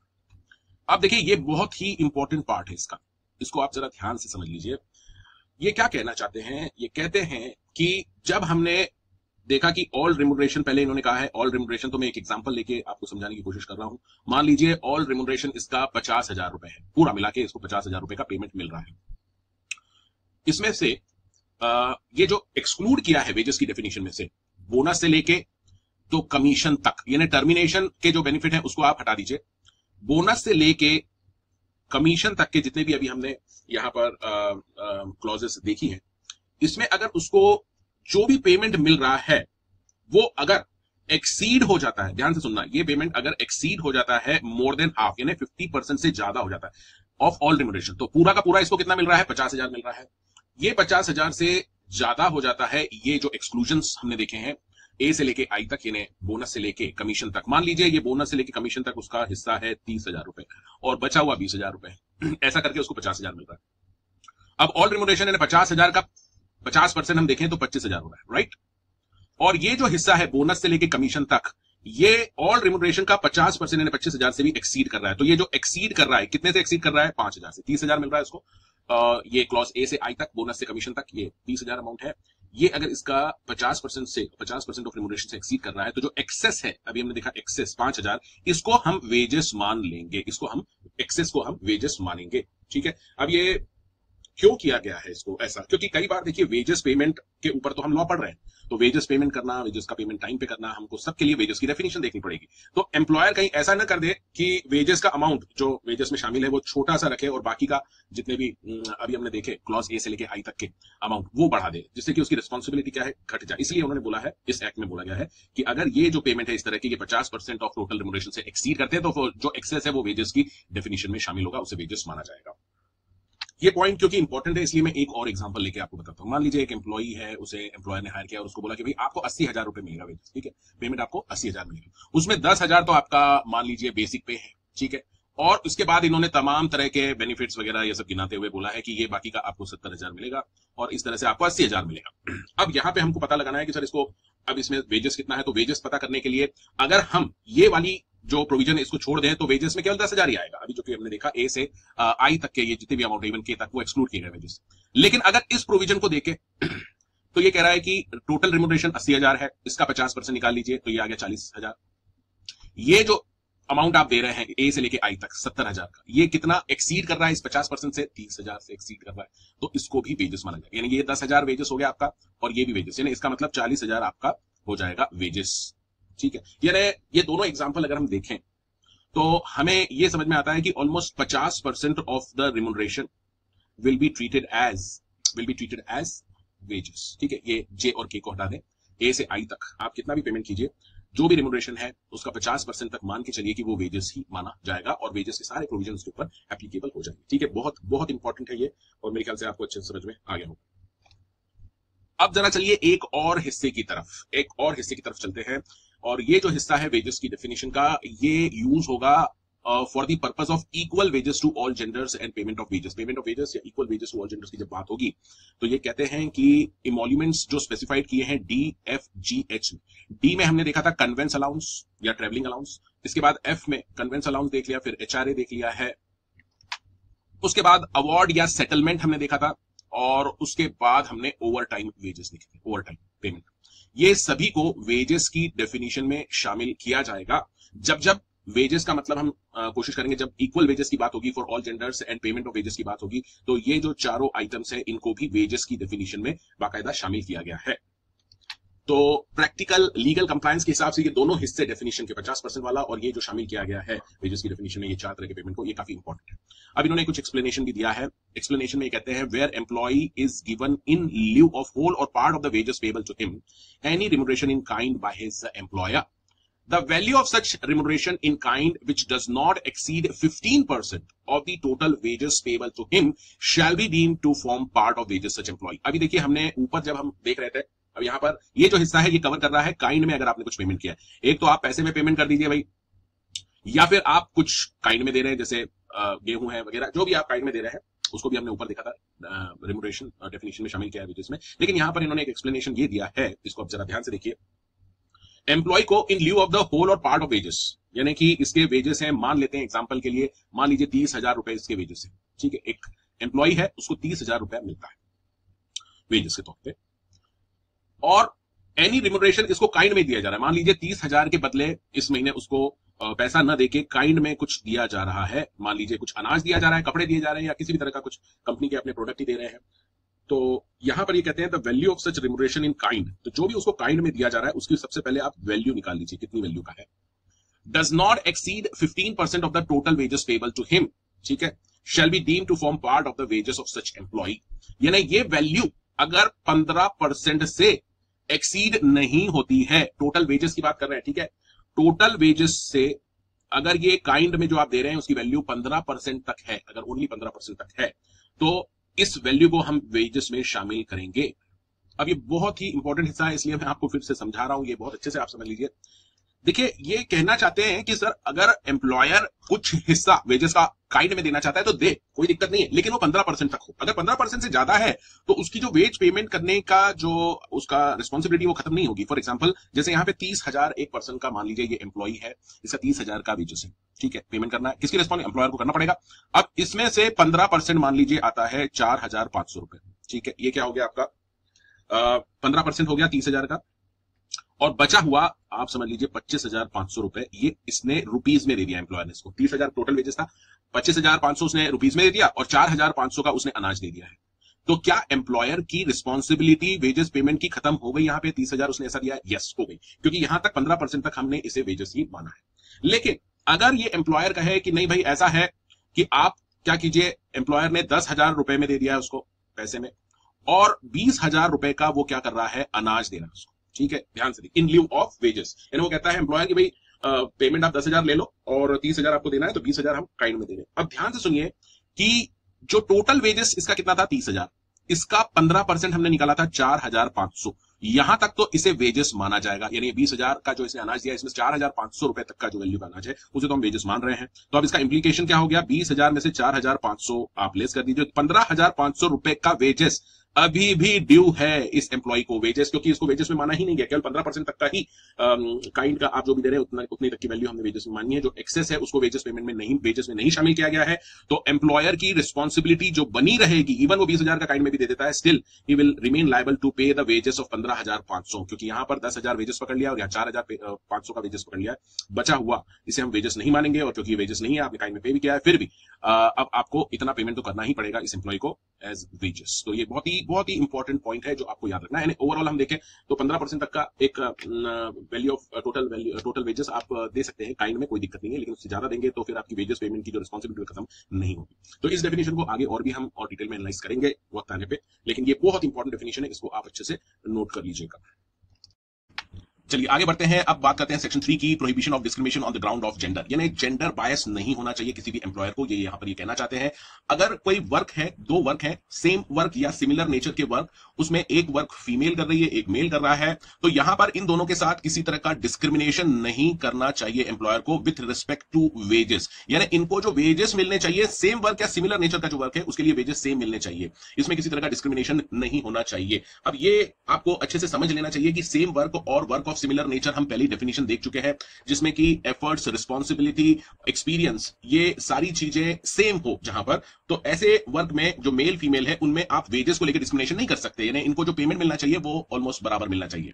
जैसे अगर मेल को आप इस काम का 10,000 रुपए दे रहे हैं तो फीमेल को आप 8,000 नहीं दे सकते। कहने का मतलब डिस्क्रिमिनेशन नहीं कर सकते, उसको भी इक्वल वेजेस देना चाहिए। अब ये जो प्रोविजन है बहुत ही कॉम्प्लिकेटेड है, डिफिकल्ट है, क्योंकि यहां पर बात आ जाती है कि सर ये वर्क 1 है और वर्क 2 है, तो आप कैसे प्रूव करेंगे कि ये सेम वर्क है या वर्क ऑफ सिमिलर नेचर है? इसके बारे में मैं अभी आपको आगे बताऊंगा, लेकिन पहले ये आप समझ लीजिए। अब ये आगे कहते हैं कि no employer for the purpose of complying with the provision. अभी हमने देखा कि इक्वल रेम्युनरेशन होना चाहिए, इक्वल वेजेस होना चाहिए, सेम वर्क सेम नेचर के वर्क के लिए जेंडर में कोई डिस्क्रिमिनेशन नहीं होना चाहिए।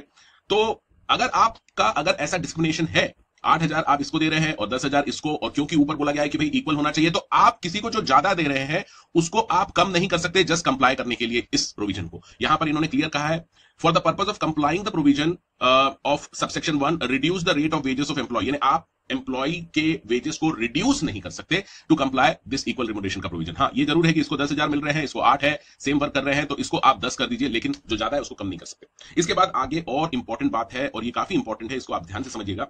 Make any discrimination on the ground of sex यानी जेंडर के बेसिस पे while recruiting any employee for the same work or work of similar nature and in condition of employment। तो कहने का मतलब यहां पर ये है, और इसको अगर आप ध्यान से देखें तो ये मेल है, ये फीमेल है। अगर कोई जॉब आप ऑफर कर रहे हैं, जो सेम वर्क है, दोनों के लिए वर्क ऑफ सिमिलर नेचर है, तो ऐसे में जेंडर डिस्क्रिमिनेशन आप नहीं कर सकते while recruiting। अब ये जो वर्ड है रिक्रूटिंग बहुत ही इंपॉर्टेंट है। यानी इसमें दो चीजें हैं। जब एम्प्लॉयर इन्हें एम्प्लॉयमेंट दे रहा है तो ऐसा नहीं कह सकता है कि मेल को हम ज्यादा अमाउंट देंगे और फीमेल को कम देंगे, ऐसा नहीं कह सकता, खासकर जब वर्क कैसा है, सेम या सिमिलर नेचर का है। दूसरा, आपने कई बार देखा होगा जब आप अपनी एम्प्लॉयमेंट में ओपनिंग्स शो करते हैं, वैकेंसी शो करते हैं, तो वहां पर लिखा रहता है फॉर मेल या फिर फीमेल।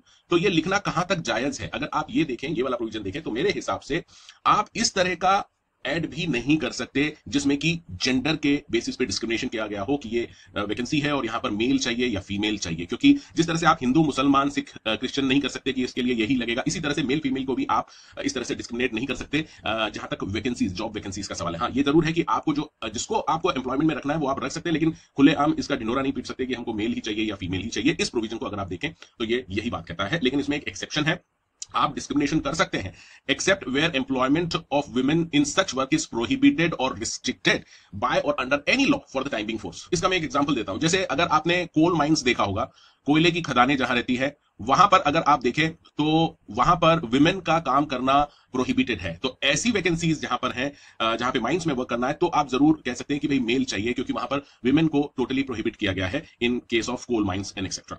ठीक है, अदरवाइज अगर लॉ में इस तरह का प्रोहिबिशन नहीं है तो आप इस तरह का जेंडर डिस्क्रिमिनेशन नहीं कर सकते एज पर सेक्शन 3।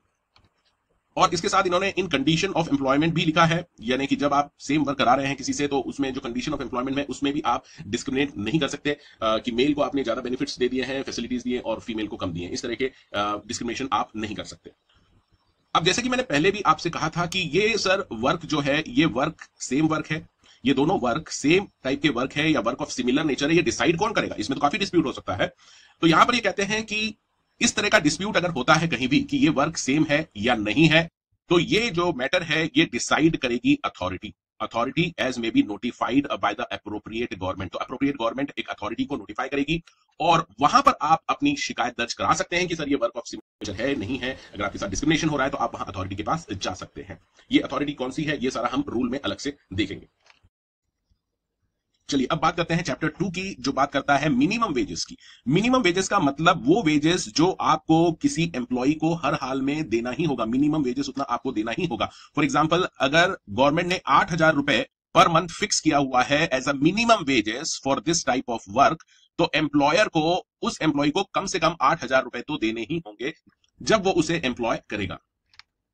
तो ये जो बात अभी हमने देखी है, ये सेक्शन 5 में क्लियरली मेंशन है कि payment of minimum rate of wages, no employer shall pay to employee wages less than minimum rates of wages as notified by the appropriate government। यानी appropriate government के पास ये पावर है कि वो minimum wages fix कर सकती है किसी भी वर्क के लिए, और उस कंडीशन में एम्प्लॉयर को उतना पेमेंट तो देना ही होगा एम्प्लॉय को जो वो काम करेगा। अब चलते हैं सेक्शन 6 पे, जो बात करता है फिक्सेशन ऑफ मिनिमम वेजेस की। यानी ये जो मिनिमम वेजेस है, अभी हमने देखा एप्रोप्रिएट गवर्नमेंट के पास पावर है कि वो फिक्स कर सकती है मिनिमम वेजेस, तो वो किस तरह से करेगी ये यहां पे बताया है। ये कहते हैं subject to provision of section 9, वो अभी हम देखेंगे। Subject to 9, appropriate government shall fix the minimum rate of wages payable to employees in accordance with section 8। तो सेक्शन 8 में तरीका बताया गया है कि किस तरह से minimum rate of minimum wages fix होंगे, वो अभी हम आगे देखेंगे। इसके बाद ये कहते हैं कि for the purpose of subsection 1 the appropriate government shall fix the rates of wages for time work और पीस वर्क। देखिए कई तरह के काम होते हैं, डिफरेंट डिफरेंट वर्क होते हैं। कहीं कहीं पे आपको जो सैलरी मिलती है वो टाइम के हिसाब से मिलती है। यानी मान लीजिए आप 8 से 5 का कोई जॉब करते हैं, टाइमिंग 8 से 5 या 8 से 6 whatever may be the case, और उस हिसाब से आपको पेमेंट मिलता है। लेकिन कहीं कहीं ज्यादातर अगर आप प्रोडक्शन यूनिट में जाएंगे, छोटे छोटे लेवल के जो रोजगार रहते हैं, जॉब्स रहते हैं, वहां पर पीस रेट भी एप्लीकेबल होता है। जैसे कोई बीड़ी बनाता है, यहाँ पे ज्यादातर ऐसा होता है कि भाई कितने बंडल बीड़ी के बनाए उसके हिसाब से उसको पेमेंट होता है। सिलाई कढ़ाई का जो काम रहता है वहां पर भी कितना आपने वर्क किया उसके हिसाब से पेमेंट रहता है, उसको हम बोलते हैं पीस वर्क। तो टाइम वर्क और पीस वर्क दो तरह के रेट्स हो सकते हैं जो गवर्नमेंट फिक्स कर सकती है। लेकिन साथ में ये भी कहते हैं where employees are employed on piece work, अगर कोई एम्प्लॉई है जिसको पीस वर्क के बेसिस पे रखा गया है, the appropriate government shall fix a minimum rate of wages for securing such employ a minimum rate of wages on time work basis also. यानी इनका कहने का मतलब है इवन अगर किसी को पीस रेट के हिसाब से रखा गया है तो भी गवर्नमेंट उसके लिए minimum rate of wages fix करेगी बेस्ड ऑन टाइम वर्क। यानी टाइम के हिसाब से भी उसको मिनिमम उतना तो मिलना ही चाहिए, ये भी गवर्नमेंट फिक्स करेगी पीस वर्क एम्प्लॉइज के लिए। इसका अगर हम एग्जांपल देखें तो 8 से 5 का कोई काम है, उसके लिए गवर्नमेंट ने फिक्स कर दिया है कि 8,000 रुपए मिनिमम वेजेस है। इसके अलावा पीस रेट है कहीं इंडस्ट्री में, तो गवर्नमेंट फिक्स कर सकती है कि भाई ये 2 रुपए पर पीस तो आपको मिलने ही चाहिए, ये मिनिमम रेट है पीस वर्क। और साथ में पीस वर्कर के लिए टाइम वर्क के हिसाब से भी रेट्स फिक्स कर सकते हैं, जैसे कि मान लीजिए 3,000 रुपए पर मंथ तो मिलना ही चाहिए पीस वर्कर को, तो ये डबल रेट्स वहां पर हो सकते हैं पीस रेटेड एम्प्लॉइज के लिए। अब आगे चलते हैं, सबसेक्शन 4 ये कहता है मिनिमम रेट ऑफ वेजेस जब फिक्स करेगी गवर्नमेंट टाइम वर्क बेसिस में, तो वो जो फिक्स होगी, वो वेजेस जो फिक्स करेंगे वो उनका जो पीरियड है वो आवरली भी हो सकता है, डे के हिसाब से भी हो सकता है, या मंथ के हिसाब से। जैसे कि 8,000 रुपए पर मंथ ये फिक्स कर दिया गया है गवर्नमेंट ने मिनिमम रेट ऑफ वेजेस, या फिर आवरली भी कर सकते हैं कि 150 रुपीज पर आवर, या फिर डे के हिसाब से कर सकते हैं कि भाई 300 रुपए पर डे। इस तरह से minimum rate of wages fix किए जा सकते हैं गवर्नमेंट के द्वारा आवरली, डे या मंथली बेसिस पे। फिर ये कहते हैं where the rates of wages are fixed by hour, by day or month, the manner of calculating the wages shall be such as may be prescribed। अब ये जो प्रिस्क्रिप्शन है ये हमें रूल्स में देखने को मिलेगा, और रूल्स हम अलग से करेंगे, अलग से मैं वीडियो दे रहा हूं उसके, उसमें आप देख सकते हैं कि किस तरह से कैलकुलेशन होगा इन वेजेस का once wages minimum wages are fixed by the government. अब सबसे बड़ा काम जो गवर्नमेंट के सामने आता है कि वो minimum rate of wages fix करे। तो यहां पर वो किस तरह से करेगी, ऐसा नहीं कि मनमानी करेगी, कुछ भी कर देगी, कैसे भी फिक्स कर देगी बिना सोचे समझे। यहां पर भी एक तरीका बताया है जो सबसेक्शन 6 में कहा गया है। ये कहते हैं कि जब कभी भी government, appropriate government minimum rate of wages fix करेगी तो गवर्नमेंट को देखना होगा, take into account the skill of the workers required. यानी मान लीजिए ये काम है कोई, ये वर्क है, तो इस वर्क के लिए स्किल कितनी चाहिए वर्कर की, under the categories of unskilled, skill, semi skilled या हाईली स्किल्ड है, या फिर जियोग्राफिकल एरिया भी देखना पड़ेगा, बहुत ही दूर जाके कहीं काम कर रहा है वो, यानी किस एरिया में वो काम कर रहा है, या दोनों तरीके के एस्पेक्ट्स गवर्नमेंट को देखना होंगे minimum rate of wages fix करने के समय। इसके बाद ये कहते हैं कि गवर्नमेंट में इन एडिशन, अगर चाहे तो और भी ये फैक्टर्स देख सकती है, जैसे टेम्परेचर और humidity normally difficult to bear, यानी वो जो कंडीशंस है उस वर्क की, क्या बहुत ज्यादा टेम्परेचर में उसे काम करना पड़ता है, या ह्यूमिडिटी में काम करना पड़ता है, या फिर हैजार्डस ऑक्यूपेशन है, या प्रोसेस और अंडरग्राउंड वर्क है, यानी वहां पर कंडीशंस जो है वो स्वास्थ्य के लिए हानिकारक हो सकती है। ऐसे एनवायरमेंट में अगर काम कर रहा है तो शायद वो मिनिमम रेट्स ऑफ वेजेस को बढ़ा सकती है गवर्नमेंट उस केस में। ये सारे फैक्टर्स भी अगर गवर्नमेंट चाहे तो देख सकती है मिनिमम रेट वेजेस फिक्स करते समय। The norms of such fixation of minimum rate of wages shall be such as may be prescribe. अब ये नॉर्म्स जो है ये प्रिस्क्राइब किए जाएंगे रूल्स में, और उसके हिसाब से ही minimum rate of wages fix किए जाएंगे गवर्नमेंट के द्वारा। The number of minimum rates, अब देखिए कई तरह के रेट्स प्रिस्क्राइब कर सकती है मिनिमम रेट्स, तो यहां पे कहा है कि number of minimum rates of wages may as far as possible be kept at minimum by the appropriate government. यानी कम से कम वैरायटी ऑफ रेट्स रखना है, ऐसे नहीं कि बहुत हजारों मिनिमम रेट्स रख दिए हैं अलग अलग कैटेगरी के लिए, कम से कम types of minimum rates of wages government को फिक्स करने चाहिए। अब बात करते हैं सेक्शन 7 की, components of minimum wages. Minimum wages जब गवर्नमेंट फिक्स करेगी तो उसमें क्या क्या कंपोनेंट होंगे, वेजेस में क्या क्या होगा। तो यहां पे ये कहते हैं कि जो minimum rate of wages fix होगा इट मे कंसिस्ट ऑफ, सबसे पहले ये कहते हैं एक बेसिक रेट होगा, बेसिक रेट ऑफ वेजेस। इसके साथ अलाउंस भी हो सकता है, जैसे कि हम देखते हैं डियरनेस अलाउंस वगैरह वगैरह, वो भी हो सकता है। और ये जो अलाउंस रहेगा इसको government time to time adjust करती रहेगी, और इसमें कॉस्ट ऑफ लिविंग इंडेक्स जो रहता है उसको भी गवर्नमेंट देखेगी और उसके मुताबिक उस रेफरेंस से ये अलाउंस को एडजस्ट कर सकती है समय समय। इसके बाद दूसरा ये कहते हैं कि ऐसा भी हो सकता है कि basic rate of wages with और without cost of living allowance, यानी केवल बेसिक रेट फिक्स कर दे, विदाउट अलाउंस, केवल बेसिक रेट। एंड साथ में ये कह रहे हैं cash value of concession in respect of supplies of essential commodity at concessional rate. तो यहां पर मैं सिंपली लिख रहा हूं कैश वैल्यू ऑफ कंसेशंस। देखिए कई तरह के जो काम रहते हैं वहां पर एम्प्लॉयर आज भी काइंड में कुछ देता है, जैसे कि कुछ अनाज दे दिया है, ठीक है, वर्कर को काम के बदले, जो आज भी प्रथा चली आ रही है। तो ऐसे एरियाज जहां पर इस तरह की प्रैक्टिसेस होती है वहां पर गवर्नमेंट बेसिक रेट फिक्स कर सकती है और साथ में cash value of concession fix कर सकती है। फॉर एग्जांपल अगर कोई किसान है, वहां पर किसान है, वो किसी को एम्प्लॉय करता है अपनी फसल के लिए, तो वहां पर एक बेसिक रेट फिक्स किया जा सकता है कि भाई इस एम्प्लॉय को आप 3,000 रुपए पर मंथ देंगे, और साथ में कैश वैल्यू ऑफ कंसेशन बोला जा सकता है कि 500 रुपए तक का cash value of concession in respect of supplies, यानी आप इतने का आप दूसरा सप्लाई भी इसको दे सकते हैं। या फिर गवर्नमेंट ऑल इंक्लूसिव रेट भी फिक्स कर सकती है, allowing for the basic rate, cost of living allowance and the cash value of concession if any, सब मिला के भी एक ऑल इंक्लूसिव रेट भी गवर्नमेंट फिक्स कर सकती है।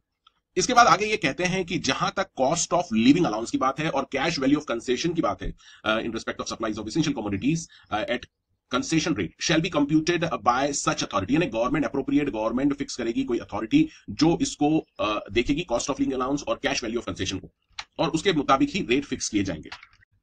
चलिए अब बात करते हैं procedure for fixing and revising the minimum wages. देखिए दो तरह की मेथड्स यहां पे बताई है।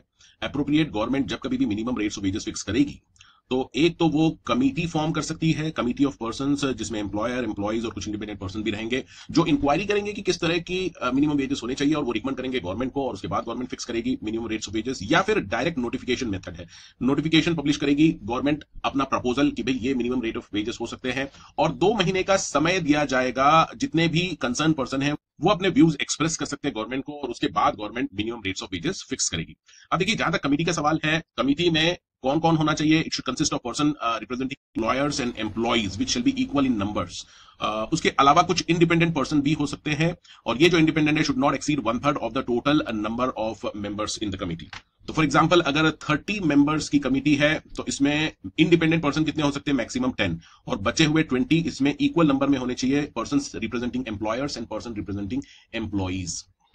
अब जब गवर्नमेंट के पास कुछ फीडबैक आता है, कमिटी का जो भी रिप्रेजेंटेशन रहता है वो, या फिर नोटिफिकेशन मेथड में लोगों ने अपना जो फीडबैक दिया है उसको ध्यान में रखते हुए, उसको देखने के बाद गवर्नमेंट बाय नोटिफिकेशन फिक्स कर सकती है मिनिमम रेट ऑफ वेजेस, या रिवाइज कर सकती है मिनिमम रेट ऑफ वेजेस। अब इसके बाद इन्होंने ये भी कहा है कि जब कभी भी minimum rate of wages fix होंगे या रिवाइज होंगे और गवर्नमेंट और नोटिफाई करेगी, तो कम से कम 3 महीने का समय गवर्नमेंट को देना पड़ेगा, यानी इमीडिएटली वो अप्लाई नहीं कर सकती वो मिनिमम रेट ऑफ वेजेस, 3 महीने का समय देना पड़ेगा for implementation of these minimum rates of wages. इसके बाद देखिए एक बार फिक्स हो जाते हैं मिनिमम रेट्स ऑफ वेजेस, उसको रिवाइज भी करना पड़ता है टाइम टू टाइम। तो जब कभी भी रिवीजन होगा मिनिमम वेजेस का, तो government should consult the advisory board constituted under section 42। ये हमने पहले भी देखा था, एडवाइजरी बोर्ड रहेगी और वो एडवाइज करेगी गवर्नमेंट को, तो रिवीजन के समय एडवाइजरी बोर्ड का व्यूज भी गवर्नमेंट लेगी। The appropriate government shall review or revise the minimum rates of wages ordinarily at an interval not exceeding 5। इसका मतलब एक बार वेजेस फिक्स हो गए हैं मिनिमम रेट्स ऑफ वेजेस, तो उसको रिवाइज भी करना पड़ेगा, रिव्यू करना पड़ेगा, और मैक्सिमम 5 साल का पीरियड दिया गया है जिसमें गवर्नमेंट को वो रिव्यू या रिवाइज करना ही होगा। अब बात करते हैं सेक्शन 9 की। जैसे कि हमने पहले भी देखा था, minimum rates of wages fix होंगे सब्जेक्ट टू सेक्शन 9। तो ये सेक्शन 9 में सेंट्रल गवर्नमेंट के पास पावर, या एप्रोप्रिएट गवर्नमेंट यूज नहीं किया है, सीधे सेंट्रल गवर्नमेंट का नाम लिया गया है, central government to fix the floor wages. देखिए फ्लोर वेजेस वो वेजेस होते हैं मिनिमम वेजेस जिससे कि कम मिनिमम वेजेस कोई गवर्नमेंट फिक्स नहीं कर सकती। मसलन अगर किसी काम के लिए गवर्नमेंट ने 8,000 रुपए फ्लोर रेट रखा है, 8,000 रुपए का फ्लोर रेट है पर मंथ, इसका मतलब ये जो फ्लोर रेट है इससे कम मिनिमम रेट ऑफ वेजेस नहीं हो सकता, इससे ज्यादा गवर्नमेंट फिक्स कर सकती है 10,000 12,000, लेकिन 8,000 जो फ्लोर रेट है उससे कम मिनिमम रेट ऑफ वेजेस नहीं हो सकते। तो central government shall fix the floor wages taking into account the minimum living standard. यहां पर minimum living standard of a worker, यानी उसको मिनिमम स्टैंडर्ड ऑफ लिविंग जो होना चाहिए उसके मुताबिक फ्लोर वेजेस फिक्स करेगी government, provided that different floor wages may be fix for different geographical area. अलग अलग भागों के लिए, क्षेत्रों के लिए अलग अलग फ्लोर रेट फिक्स किए जा सकते हैं। और जैसा कि मैंने बताया था कि ये जो minimum rate of wages fix करती है अप्रोप्रिएट गवर्नमेंट, ये फ्लोर रेट ऑफ वेजेस से कम नहीं हो सकते, इससे ऊपर हो सकते हैं।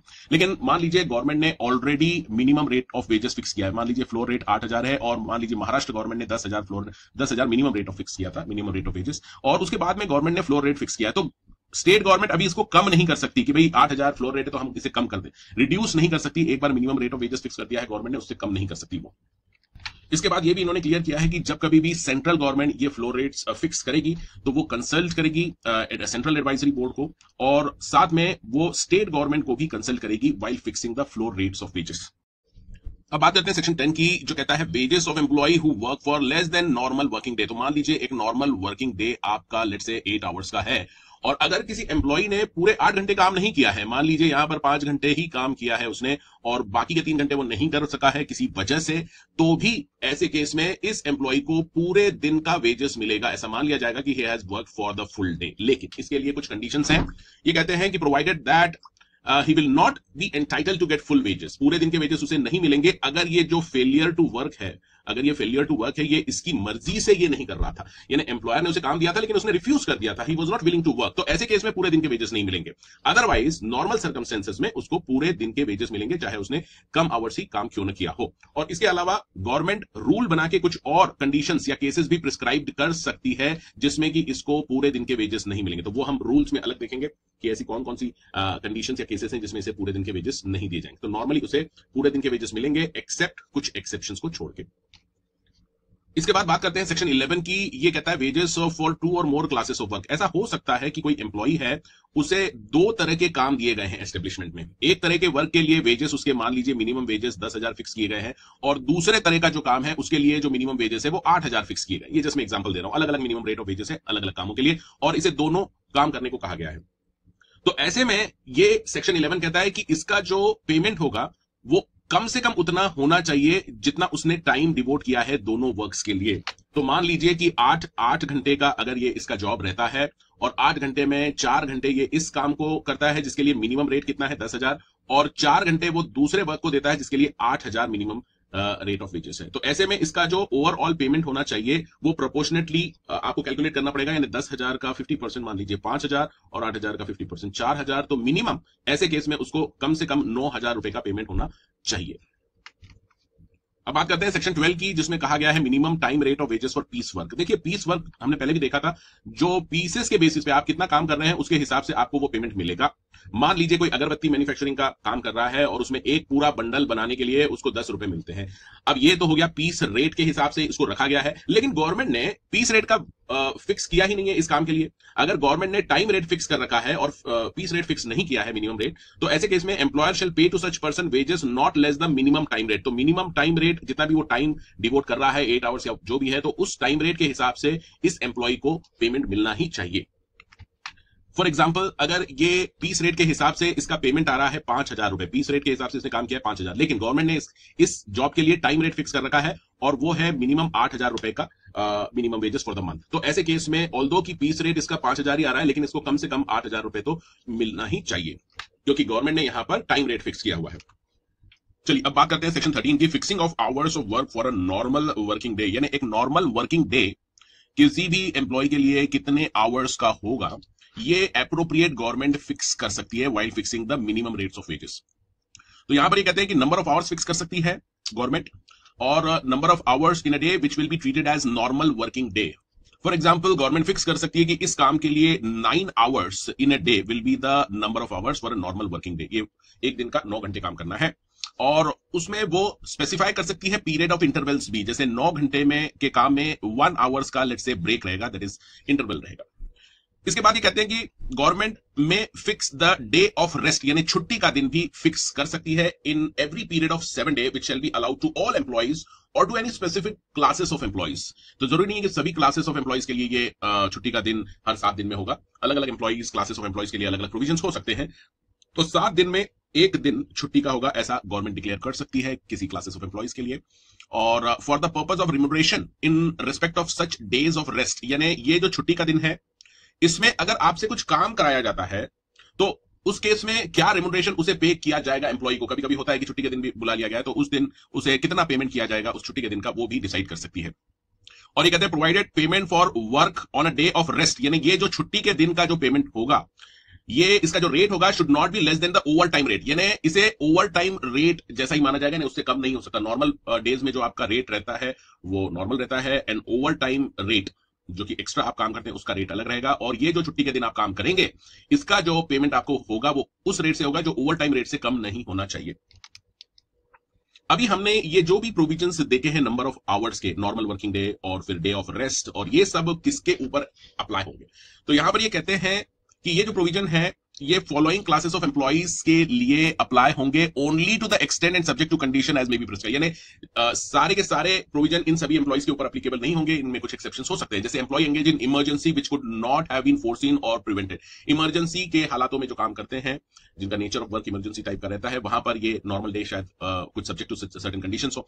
इसी तरह से employ engage in a work of the nature of preparatory or complementary work which must necessary be carried out outside the limit laid down for the general working in the employment concern, जैसे कहीं पे कोई site चल रही है और वहां पर किसी को एम्प्लॉय कर रखा है और शायद वहां पे नॉर्मल वर्किंग आवर डिफाइन करना मुश्किल है या डेज ऑफ रेस्ट डिफाइन करना मुश्किल है, तो वहां पे कुछ एक्सेप्शंस हो सकते हैं। इसी तरह employees whose employment is essentially intermittent, अब ये इंटरमिटेंट कैसा होता है, सीजनल, जैसे कई सारी इंडस्ट्रीज हम देखते हैं जैसे शुगर इंडस्ट्री हो गई या और भी इस तरह की इंडस्ट्री जहां पर सीजनल वर्क होता है, और वो सीजनल वर्क में कुछ सब्जेक्ट टू कंडीशंस वो ये नंबर ऑफ आवर्स फिक्स कर सकते हैं इन नॉर्मल डे।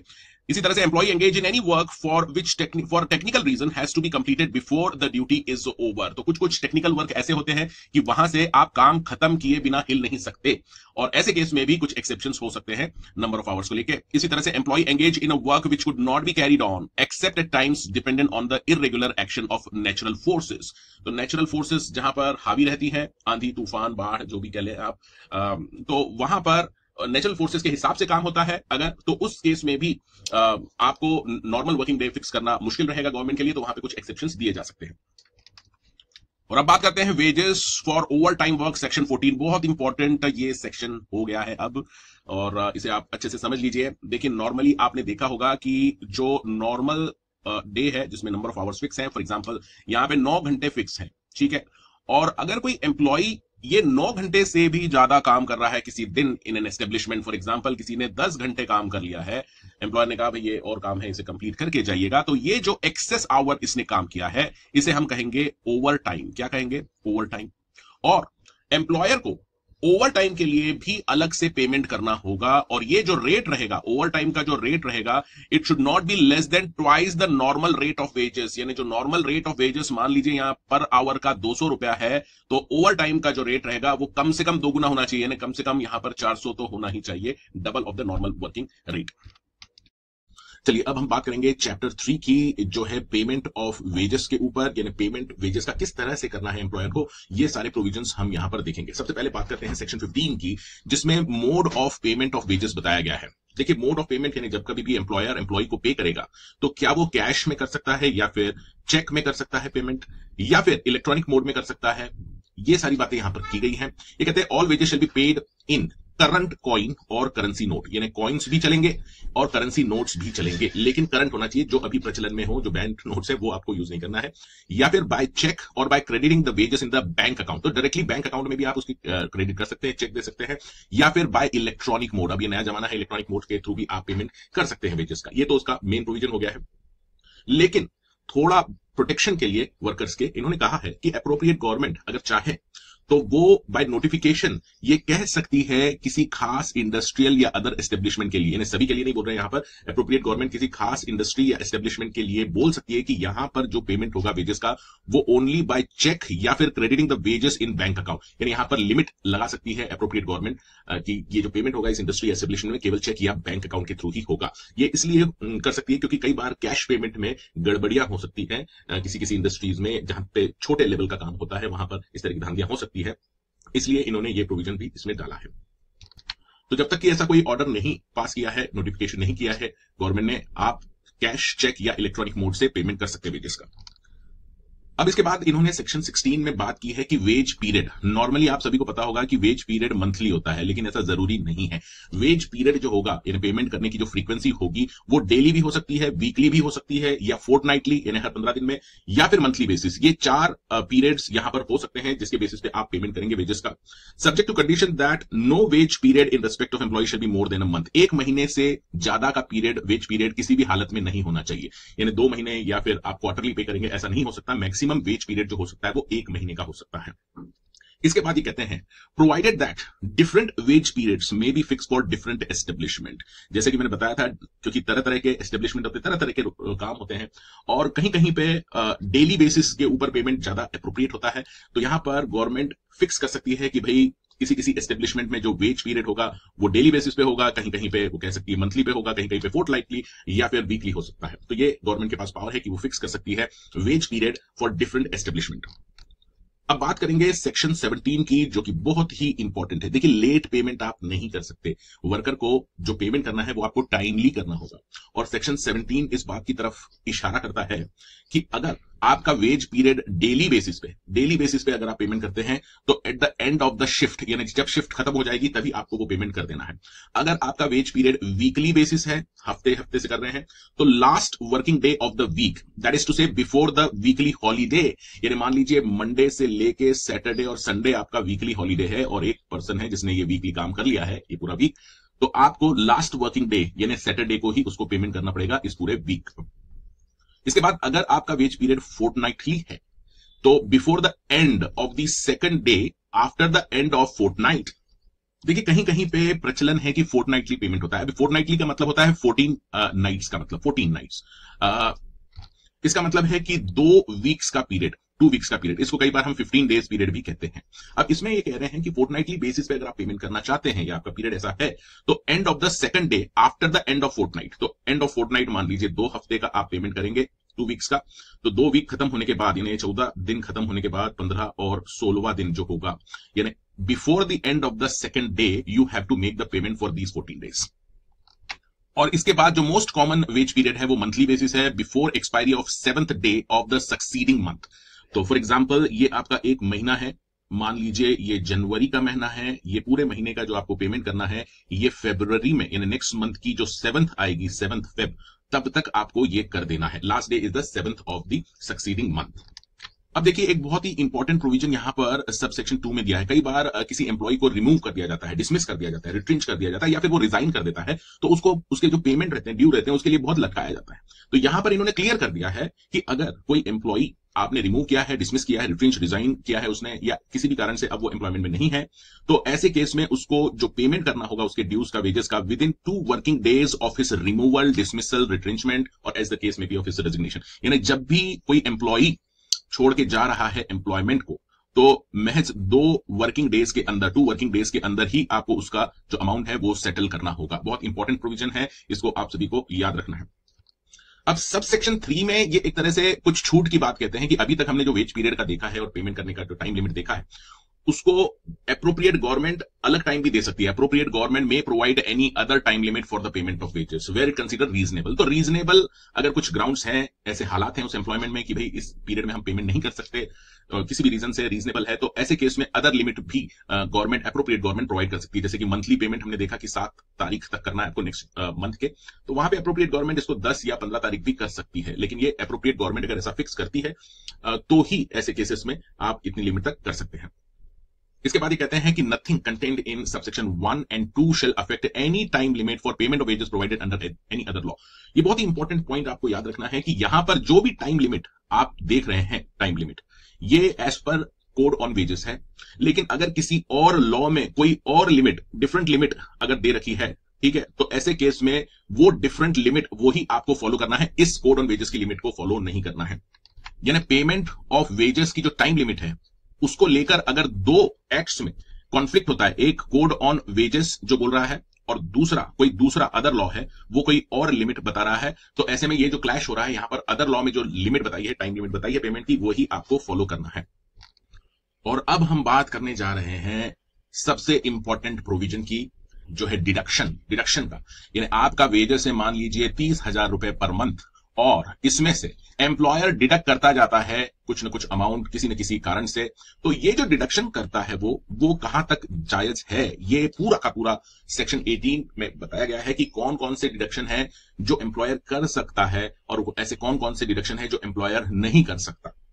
तो सबसे पहले सबसेक्शन 1 ये क्लियर कर देता है कि एम्प्लॉयर कुछ भी डिडक्ट नहीं करेगा वेजेस में से। No deduction should be made from the wages of the employee. उसके बाद एक्सेप्शन दिया है, except those are authorised under this code, यानी इस कोड में जो अलाउड डिडक्शन है उसके अलावा आप कुछ भी डिडक्शन नहीं कर सकते एम्प्लॉय के वेजेस में से। अब यहां पर एक एक्सप्लेनेशन भी दे रखा है, ये भी जरा ध्यान से समझ लीजिए कि डिडक्शन का मतलब इन्होंने क्लियर कर दिया है कि any payment made by employee to employer or his agent shall be deemed to be deduction from his wages। देखिए ये बहुत ही गंदी माल प्रैक्टिस मैं बोलूंगा कि ये होती है।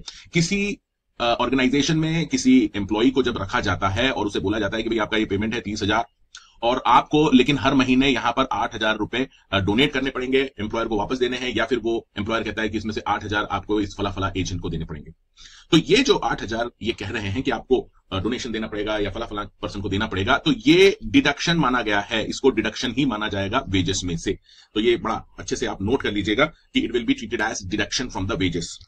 इसके बाद यहां पर ये जो क्लॉज बी है इसमें इन्होंने कहा है कि ये जो अमाउंट है इनको डिडक्शन नहीं माना जाएगा। ऊपर इसे कहा गया है कि इसे डिडक्शन माना जाएगा, और अब ये कहते हैं कि any loss of wages to an employee for good and sufficient cause, ये पॉइंट आपको नोट करना है, गुड एंड सफिशिएंट कॉज है और उसको लॉस हो रहा है वेजेस का, कैसे हो रहा है ये भी बता रहे हैं। Resulting from withholding of increment or promotion including the stoppage of any increment. देखिए कई बार आपका आपने एम्प्लॉयमेंट में देखेंगे आप आगे कि एम्प्लॉय का प्रमोशन ड्यू होता है। फॉर एग्जांपल इसकी सैलरी अभी 10,000 है और नेक्स्ट मंथ इसकी 12,000 होने वाली है, यानी एज ए प्रमोशन या जो भी बोलो इंक्रीमेंट की वजह से ये हो जाएगी। लेकिन किसी वजह से, ये किसी वजह कौन सी है, गुड एंड सफिशिएंट कॉज, याद रखिएगा। अगर गुड एंड सफिशिएंट कॉज की वजह से इसका इंक्रीमेंट रोक दिया गया है, यानी 10,000 से 12,000 होने वाला था 10,000 पे ही रखा है, यानी 2,000 जो इसको मिलने वाला था वेजेस वो नहीं मिलेगा, तो ये लॉस है, इसको डिडक्शन नहीं माना गया। ठीक है, गुड एंड सफिशिएंट कॉज जहां भी होती है वहां अलाउड रहता है और उसको डिडक्शन नहीं मानेंगे। इसी तरह से reduction to a lower post और टाइम स्केल, ये 10,000 इसे मिल रहे थे लेकिन इसका रिडक्शन कर दिया है, मान लीजिए 9,000 रुपए कर दिया है, इसका लोअर पोस्ट पे लेके गए हैं या टाइम स्केल उसका कम कर दिया है जैसा भी है, और इससे भी इसको अगर कुछ वेजेस का नुकसान हो रहा है तो इसे भी डिडक्शन नहीं माना गया है। या फिर किसी एम्प्लॉय को सस्पेंड कर दिया है किसी खास वजह से, good reason and sufficient cause होना जरूरी है, और अगर किसी एम्प्लॉय को सस्पेंड कर दिया है तो सस्पेंशन के पीरियड में आपको पता है कि वेजेस नहीं दिए जाते, और ये जो लॉस हो रहा है वेजेस का इसको भी डिडक्शन नहीं माना जाएगा। और अब हम चल रहे हैं डिडक्शंस की तरफ। वो कौन कौन से डिडक्शन हैं वेजेस में से जो इस कोड ने अलाउ कर दिए हैं, ठीक है। तो यहां पर सबसेक्शन 2 इसके बारे में कहता है कि ओनली फॉलोइंग पर्पसेस के लिए आप डिडक्शंस कर सकते हैं। इसको आप अच्छे से नोट कर लीजिएगा, ठीक है, बहुत इंपॉर्टेंट है। सबसे पहला, फाइन इम्पोज्ड ऑन हिम, अगर किसी तरह का फाइन इम्पोज किया गया है एम्प्लॉय के ऊपर तो वो आप डिडक्ट कर सकते हैं। इसके बाद दूसरा डिडक्शन ये कहते हैं deduction for his absence from duty. अरे भाई एम्प्लॉय है, उसका काम है काम करना, लेकिन वो अगर गैर हाजिर रहे, एब्सेंट रहे ड्यूटी पे से, तो ऐसे केस में भी आप उसके वेजेस में से डिडक्ट कर सकते हैं अमाउंट। इसके बाद तीसरा है deduction for damages to or loss of goods expressly entrusted to the employee for custody for loss of money for which he is required to account where such damages or loss directly attributable to his neglect or default। ये बहुत ही common तरह का deduction है। एक cashier है, आपने देखा होगा कैशियर कैश जो पूरा कलेक्ट करता है, उससे अगर कुछ गड़बड़ हो जाती है हिसाब में उसके नेग्लिजेंस की वजह से, तो उसकी सैलरी में से वो अमाउंट काटा जा सकता है। इसी तरह से किसी एम्प्लॉय को आपने कुछ गुड्स वगैरह दे दिए हैं और उसकी वजह से वो गुड्स का लॉस होता है, तो ऐसे केस में भी एम्प्लॉय की सैलरी में से वो डिडक्ट किया जा सकता है।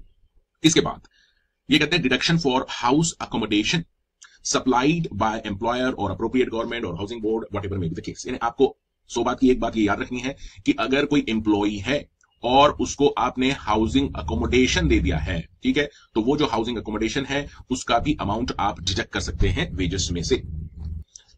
इसी तरह से ये कहते हैं कि deduction for such amenities and services supplied by employer as the appropriate government or any officer specified by in this behalf may by general or special order authorize such deduction shall not exceed an amount equivalent to the value of such amenities of services। देखिए कई बार आप free electricity provide करते हैं, ठीक है, free electricity, water या इस तरह की जो भी एक्स्ट्रा सर्विसेज एमिनिटीज प्रोवाइड कर रहे हैं एम्प्लॉई को, तो उसका आप डिडक्शन कर सकते हैं, लेकिन वो डिडक्शन वो जो वैल्यू है सर्विसेज की उससे ज्यादा नहीं होना चाहिए। जैसे आप इलेक्ट्रिसिटी प्रोवाइड कर रहे हैं मान लीजिए 300 रुपए की और आप डिडक्शन कर रहे हैं 500 रुपए का, ऐसा नहीं हो सकता। जितनी वैल्यू है वहां तक का आप डिडक्शन कर सकते हैं, उससे कम भी कर सकते हैं। जैसे 300 रुपए की इलेक्ट्रिसिटी और आप 100 रुपए चार्ज कर, लेकिन ये जो वैल्यू है उससे ज्यादा डिडक्शन अलाउड नहीं है।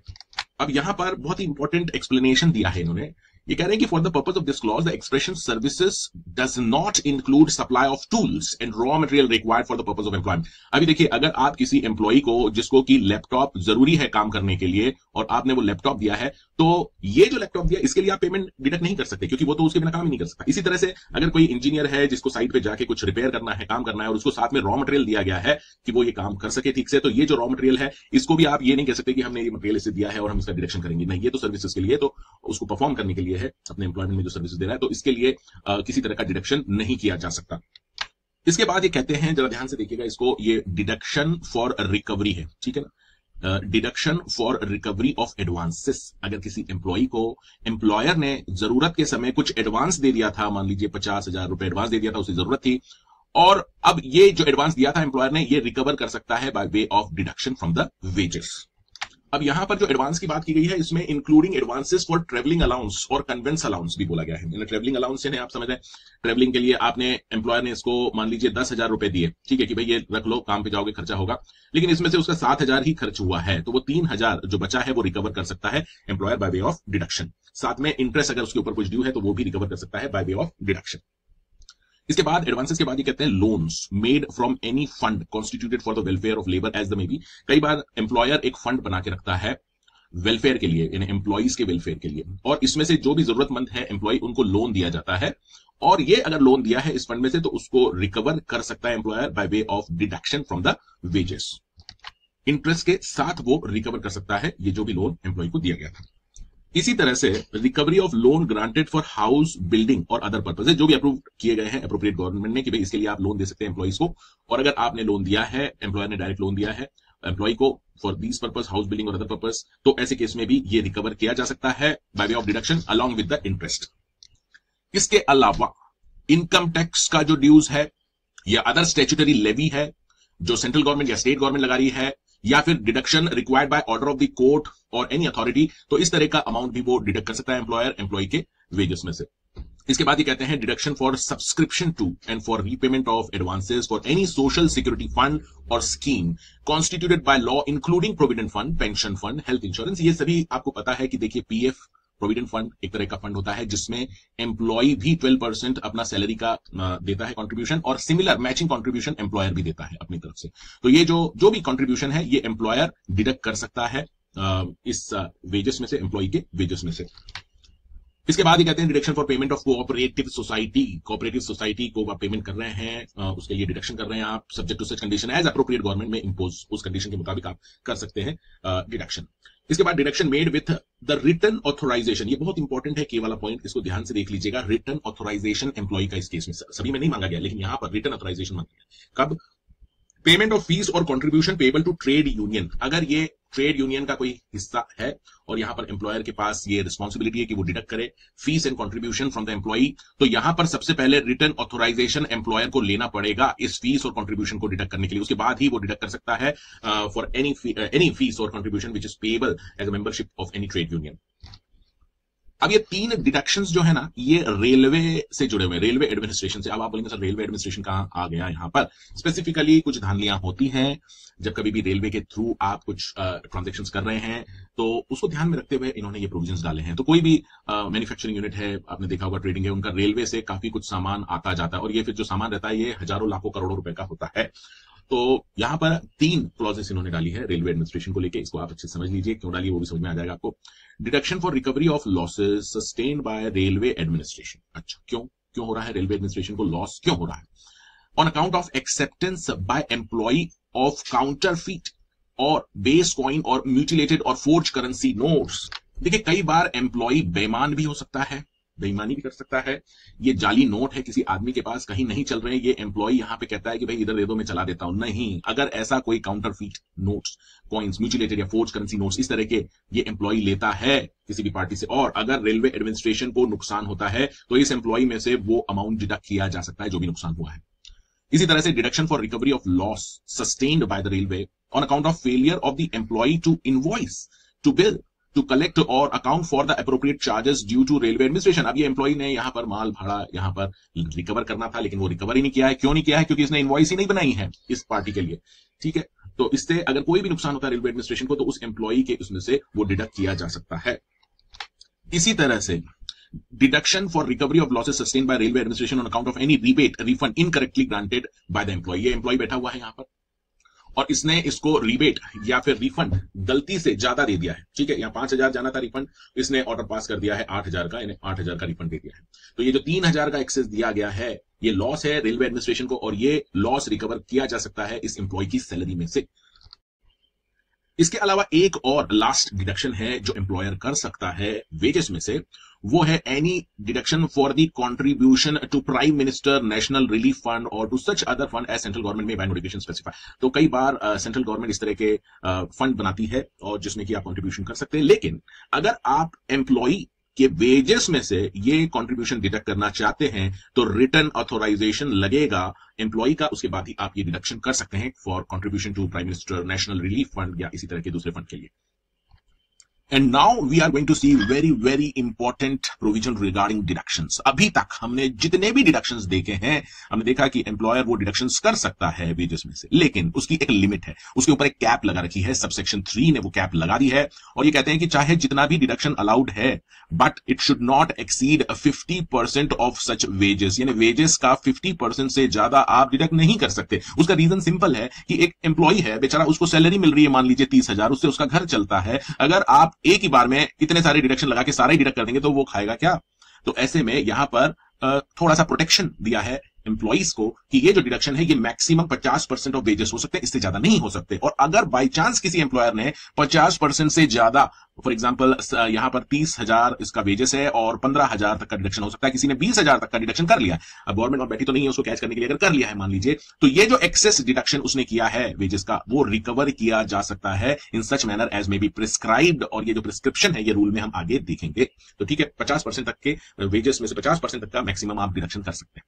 अच्छा, इसके बाद एक सबसेक्शन 5 है जो कि बहुत इंपॉर्टेंट है ये भी, कि देखिए कई डिडक्शंस ऐसे होते हैं जो कि एम्प्लॉयर करता है on behalf of certain accounts, ठीक है, जिसमें एम्प्लॉयर को वो डिडक्ट करना रहता है वेजेस में से और वो डिडक्शन करने के बाद उसे डिपॉजिट करना रहता है किसी अकाउंट में या फंड में। फॉर एग्जांपल के तौर पे देखें कि प्रोविडेंट फंड है, उसका 12% ऑफ द सैलरी वो डिडक्ट करता है एम्प्लॉय के वेजेस में से और 12% खुद भी मिलाता है, और ये दोनों अमाउंट उसको कहां डिपॉजिट करने रहते हैं? प्रोविडेंट फंड में।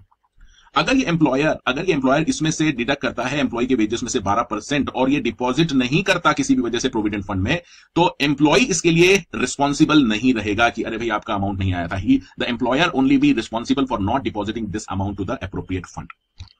तो जैसे ही इस तरह का अमाउंट डिडक्ट हो जाता है वेजेस में से फंड के लिए, तो एम्प्लॉय निश्चिंत हो सकता है कि भाई ये अब जमा करने की पूरी रिस्पॉन्सिबिलिटी एम्प्लॉयर की है, एम्प्लॉय की कोई रिस्पॉन्सिबिलिटी नहीं है। चलिए अब बात कर रहे हैं फाइन्स की। फाइन्स के जो प्रोविजन है वो 19 में बताए गए हैं, लेकिन एक बात आप ध्यान से समझ लीजिए, ये जो फाइन्स होते हैं ये डिसिप्लिनरी एक्शन जो आप लेते हैं उसके लिए लगाए जाते हैं, ठीक है। कोई लॉस वगैरह के लिए हमने ऊपर देख लिए हैं प्रोविजन, ये फॉर डिसिप्लिनरी एक्शंस हैं। तो ये जो फाइन है ये यहां पर ये कह रहे हैं कि no fine shall be impose on any employee. तो सबसे पहले तो ये कहते हैं कि भाई कोई किसी तरह का फाइन आप नहीं लगा सकते एम्प्लॉयज के ऊपर, सेव, लेकिन फिर इन्होंने एक तरीका बताया है कि अगर कोई एम्प्लॉय कुछ ऐसे एक्ट्स या ओमिशन कर रहा है जिसके ऊपर फाइन लगाना चाहिए, and with the previous approval of appropriate government या अथॉरिटी, यानी यहां पर आपको अप्रूवल लगेगा अप्रोप्रिएट गवर्नमेंट का या अथॉरिटी का, एज मे बी प्रिस्क्राइब, जो हम रूल में देखेंगे अथॉरिटी कौन सी है, may have specified by notice under subsection 2। तो ये जो नोटिस है इसमें आपको पूरा जिक्र करना पड़ेगा कि भाई ये आइटम्स हैं जिसके ऊपर फाइन लगाया जा सकता है, उसके बाद ही एम्प्लॉइज के ऊपर आप उस तरह का फाइन लगा सकते हैं।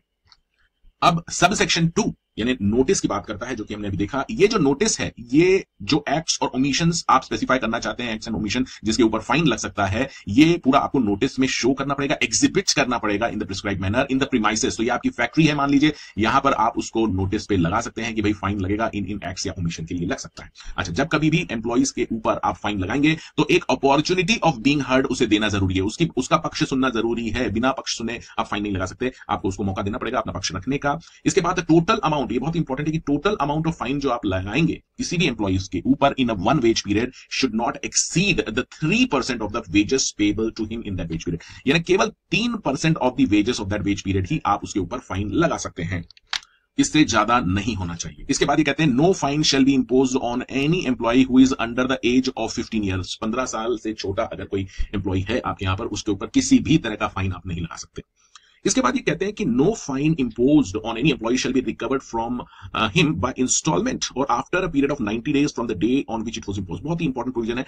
कई एम्प्लॉयर ऐसा सोच रहे हैं कि भाई 3% मैक्सिमम एक वेज पीरियड में है, तो हम क्या करते हैं कि ये जो फाइन है उसको हर वेज पीरियड में 3-3% लगा देंगे। ऐसा नहीं हो सकता। इंस्टॉलमेंट में आप फाइन नहीं लगा सकते। जो भी फाइन है किसी एक्ट के लिए आपको वो फाइन लगाना है, मैक्सिमम 3% से ज्यादा आप फाइन नहीं लगा सकते। दूसरा, 90 डेज के बाद नहीं लगा सकते, यानी जो भी फाइन आपको लगाना है वो 90 डेज ऑफ जब भी आप इंपोज कर रहे हैं फाइन, उसके अंदर ही आपको वो फाइन रिकवर करना है, उससे ज्यादा उसके बाद आप रिकवर नहीं कर सकते। इसके बाद देखिए, अब आप बोलेंगे कि ये सर 90 डेज कहां से चालू होंगे, तो ये 7 में बता रखा है every fine shall be deemed to have been impose on the day of act और ओमिशन। तो मसलन यहां पर एक एम्प्लॉय है, इसने आज कुछ ऐसा काम कर दिया है जिसके ऊपर फाइन लगना है, तो ये जो एक्शन हुई है, ये जो दिन है, आपने फिर फाइन कभी भी लगाया हो उससे फर्क नहीं पड़ रहा है। यहां पर जो एक्शन हुई है ये मान लेंगे कि इसी दिन फाइन इंपोज्ड होगा या होना है। इसका मतलब यह है कि ये फाइन इंपोज है, इससे 90 डेज का पीरियड है जिसके अंदर आप रिकवर कर सकते हैं। इस एक्शन के दिन से 90 डेज का टाइम है जिसमें आप ये फाइन रिकवर कर सकते हैं from the wages of the employee, उसके बाद नहीं कर पाएंगे। तो 90 डेज का पीरियड आप याद रखना कि जब आपने फाइन इंपोज किया है वहां से रिकवरी नहीं है, जब एक्शन हुआ है उस तरह का वहां से 90 डेज आपको काउंट करना है, उसके अंदर अंदर आपको वो रिकवर करना है। और अब लास्ट में ये कहते हैं कि देखिए इसके लिए ऑल फाइन्स, जितना भी आप फाइन लगाएंगे उससे जो भी पैसा आएगा वो आपको रिकॉर्ड करना है एक सेपरेट रजिस्टर में, एक अलग से रजिस्टर मेंटेन करना पड़ेगा फाइन का, एज मे बी प्रिस्क्राइब, जो हम रूल्स में देखेंगे। और ये जो भी कलेक्शन होगा फाइन का, फाइन जितना भी आपको मिलेगा यहां पर पैसा, इसका इस्तेमाल केवल और केवल for the purpose beneficial to the person employed, यानी एम्प्लॉय के बेनिफिशियल के बेनिफिट के लिए ही आप इस फाइन का इस्तेमाल कर सकते हैं। एम्प्लॉयर को जो भी फाइन के बतौर फाइन जो भी पेमेंट मिलेगा, कंट्रीब्यूशन आएगा, वो एम्प्लॉयर खुद के लिए यूज नहीं कर सकता, वो एम्प्लॉय के बेनिफिट के लिए ही उसको उस पैसे का इस्तेमाल करना होगा। चलिए अब बात करते हैं deduction for absence from duty. देखिए ये एक बहुत ही इंपॉर्टेंट सेक्शन है 20, जो पूरी तरह से फोकस कर रहा है कि एम्प्लॉय अगर एब्सेंट हो जाता है जहां पे उसे होना चाहिए at the time of work, वो नहीं है, एब्सेंट है, तो ऐसे केस में क्या होगा। तो सबसे पहले तो हमने सेक्शन 18 के सबसेक्शन 2 क्लॉज बी में देखा है कि जो एम्प्लॉयर है वो डिडक्ट कर सकता है वेजेस में से amount for absence from duty, हमने देखा था पहले। अब इसको उसने डिटेल में एक्ट में बताया गया है कि ये जो एब्सेंस है इसका मतलब होल या any part of the period, यानी अगर ये मान लीजिए आपका 8 घंटे का जॉब है 8 आवर्स का, तो एब्सेंस हो सकता है वो पूरा 8 घंटे एब्सेंट रहा हो, या इवन अगर वो 3 घंटे भी एब्सेंट है तो उसे एब्सेंट माना जाएगा उस पीरियड के लिए। ठीक है, ये तो हो गया एब्सेंट का। अच्छा, एब्सेंट का इन्होंने एब्सेंस का एक्सप्लेनेशन भी दे रखा है, उसमें ये कहते हैं कि एब्सेंट का मतलब फिजिकली एब्सेंट है ऐसा जरूरी नहीं है। अगर कोई एम्प्लॉय आता है और वो स्टेइंग स्ट्राइक कर रहा है, इसका मतलब कि 3 घंटे वो काम ही नहीं करेगा, रिफ्यूज कर दिया उसने काम करने से, तो ये जो रिफ्यूजल है काम करने से, इसको भी एब्सेंट ही माना गया है यहां पर। ठीक है, अब आगे चलते हैं। ये कहते हैं कि भाई अगर कोई एम्प्लॉय एब्सेंट है, काम पे से एब्सेंट है, तो आप उसके वेजेस में से डिडक्शन कर सकते हैं अमाउंट टू प्रोपोर्शन। यानी प्रोपोर्शन का मतलब मान लीजिए 26,000 किसी की सैलरी है, ठीक है, पर मंथ सैलरी है, 26 दिन काम करना पड़ता है, बाकी छुट्टियां मान लो, और 26,000 इसकी सैलरी है, और अगर वो मान लीजिए 2 दिन एब्सेंट है, 2 डेज एब्सेंट है, ये एब्सेंट कैसे, विदाउट नोटिस, ठीक है ना, ये लीव वाला चक्कर नहीं है, ये विदाउट नोटिस वो एब्सेंट है। ये बहुत ही बड़ा एक तरह से सेटबैक रहता है एम्प्लॉयर के लिए, क्योंकि उसका पूरा प्रोडक्शन अफेक्ट हो सकता है या इस तरह से। तो विदाउट नोटिस वो 2 दिन अगर एब्सेंट है तो प्रोपोर्शनेट डिडक्शन हो सकता है, ध्यान से सुनिएगा, प्रोपोर्शनेट, इससे ज्यादा नहीं हो सकता। जैसे 26 दिन का महीना है उसका 26,000 मिलता है, तो 2 दिन का मैक्सिमम आप 2,000 रुपए डिडक्ट कर सकते हैं इस केस में। ये एग्जाम्पल दिया मैंने, यानी जो प्रोपोर्शन रहेगा डिडक्शन का वो उस वेज पीरियड में जिसमें कि वो एब्सेंट है उससे ज्यादा प्रोपोर्शन में आप डिडक्ट नहीं कर सकते, पहली बात। लेकिन इसके बाद एक बहुत ही इंपॉर्टेंट प्रोविजन यहां पर इन्होंने प्रोविजन दिया है। ये कहते हैं कि अगर किसी ने जीटी बोलते हैं, जनरल तड़ी बोलते हैं लोकल लैंग्वेज में, अगर आपको पता हो कि सभी के सभी एम्प्लॉय एब्सेंट है, सभी के सभी से यहां मतलब है इन्होंने कहा कि अगर 10 और मोर एम्प्लॉयड पर्सन, यानी 10 या उससे ज्यादा एम्प्लॉयड पर्सन इन कॉन्सर्ट, यानी सब मिलजुल के जानबूझ के without due notice, without reasonable cause अगर वो एब्सेंट हो जाते हैं, तो ऐसे केस में एम्प्लॉयर के पास अधिकार है कि वो उन पर्सन के वेजेस में से डिडक्शन कर सकता है for amount not exceeding his wages for 8 days, यानी मैक्सिमम 8 दिनों तक का वेजेस भी वो डिडक्शन कर सकता है एम्प्लॉयर उन एम्प्लॉइज के वेजेस में से। ये कब है, जब कॉन्सर्ट में एम्प्लॉई छुट्टी मना रहे हैं से मतलब है कि एब्सेंट हो रहे हैं 10 या उससे ज्यादा, ये इंपॉर्टेंट है, या as may be prescribe in the rules में हम अलग से इसके प्रोविजंस देखेंगे, लेकिन ये कॉन्सर्टेटेड एक्शन का आपको ध्यान रखना है। 10 या उससे ज्यादा एम्प्लॉई जानबूझ के विदाउट रीजनेबल कॉज एब्सेंट हो जाते हैं तो मैक्सिमम 8 दिन तक के वेजेस भी डिडक्ट किए जा सकते हैं। अब बात करते हैं डिडक्शन फॉर डैमेजेस और लॉसेस। ये देखिए हमने ऑलरेडी पढ़ा हुआ है सेक्शन 18(2) क्लॉज सी और एन में कि अगर एम्प्लॉयर को कुछ नुकसान हो जाता है, डैमेजेस का, लॉसेस हो जाते हैं, तो वो अमाउंट डिडक्ट कर सकता है वेजेस में से, ठीक है। लेकिन 21 ये क्लियरली कहता है कि अगर आपको इस तरह का लॉस हुआ है, डैमेजेस हुए हैं, तो आप अपॉर्चुनिटी आपको देनी पड़ेगी एम्प्लॉय को अपना पक्ष रखने के लिए, ये जरूरी है, ठीक है। इसके अलावा ऑल सच डिडक्शन, जो भी आप डिडक्शन कर रहे हैं वेजेस में से और रियलाइजेशन हो रहा है, it shall be recorded in the register में आपको उसका हिसाब रखना पड़ेगा कि भाई ये नुकसान हुआ था इस एम्प्लॉय से इतना अमाउंट का, और ये हमने रिकॉर्ड किया है इस रजिस्टर में, ठीक है। ये बहुत इंपॉर्टेंट है, ये रजिस्टर आपको मेंटेन करना पड़ेगा, इसके लिए हम अलग से रूल्स भी देखेंगे। चलिए इसके बाद हम देखते हैं डिडक्शन फॉर सर्विसेज रेंडर। आपको याद होगा 18(2) क्लॉज डी और क्लॉज ई में हमने देखा था कि अगर एम्प्लॉयर कोई सर्विसेज या अकोमोडेशन प्रोवाइड कर रहा है एम्प्लॉय को, तो वो डिडक्शन कर सकता है, ये हमने देखा था। लेकिन सेक्शन 22 में कुछ कंडीशंस बताई हैं कि ये कंडीशन फुलफिल होती है तो ही आप डिडक्शन कर सकते हैं। सबसे पहला तो आप कोई जबरदस्ती नहीं कर सकते कि भाई ये सर्विसेज लो और हम इतना डिडक्ट करेंगे। ये यहां पर क्लियरली कहते हैं कि अगर हाउस अकोमोडेशन दिया है या सर्विसेज दी है आपने, एमिनिटीज दी है, तो it should be accepted by the employee. Employee अगर उसे एक्सेप्ट कर रहा है उस सर्विसेज को, एमिनिटीज को, उस अकोमोडेशन को, उसका एक्सेप्टेंस जरूरी है। तो आप पहले तो लिख लीजिए, टर्म्स ऑफ एम्प्लॉयमेंट में आप वो डाल सकते हैं कि हाँ भाई एम्प्लॉय एक्सेप्ट कर रहा है कि he is going to receive these services. दूसरा, जो डिडक्शन होगा वो जो वैल्यू है उस सर्विस की उससे ज्यादा नहीं हो सकता। ये तो हमने पहले भी देख लिया, यहाँ पे फिर से उन्होंने उसको बोला है कि जो वैल्यू ऑफ सर्विसेज आप दे रहे हैं एम्प्लॉय को उससे ज्यादा आप डिडक्शन नहीं कर सकते। और साथ में subject to such condition as appropriate government may impose के अलावा भी कुछ कंडीशंस गवर्नमेंट लगा सकती है इस डिडक्शन के लिए, जो हम रूल्स में देखेंगे अलग से, वो भी आपको फॉलो करनी होगी। चलिए अब बात करते हैं deduction for recovery of advances. Advance आप देते हैं एम्प्लॉय को, क्लॉज एफ में हमने देखा था 18(2) की कि आप डिडक्शन कर सकते हैं।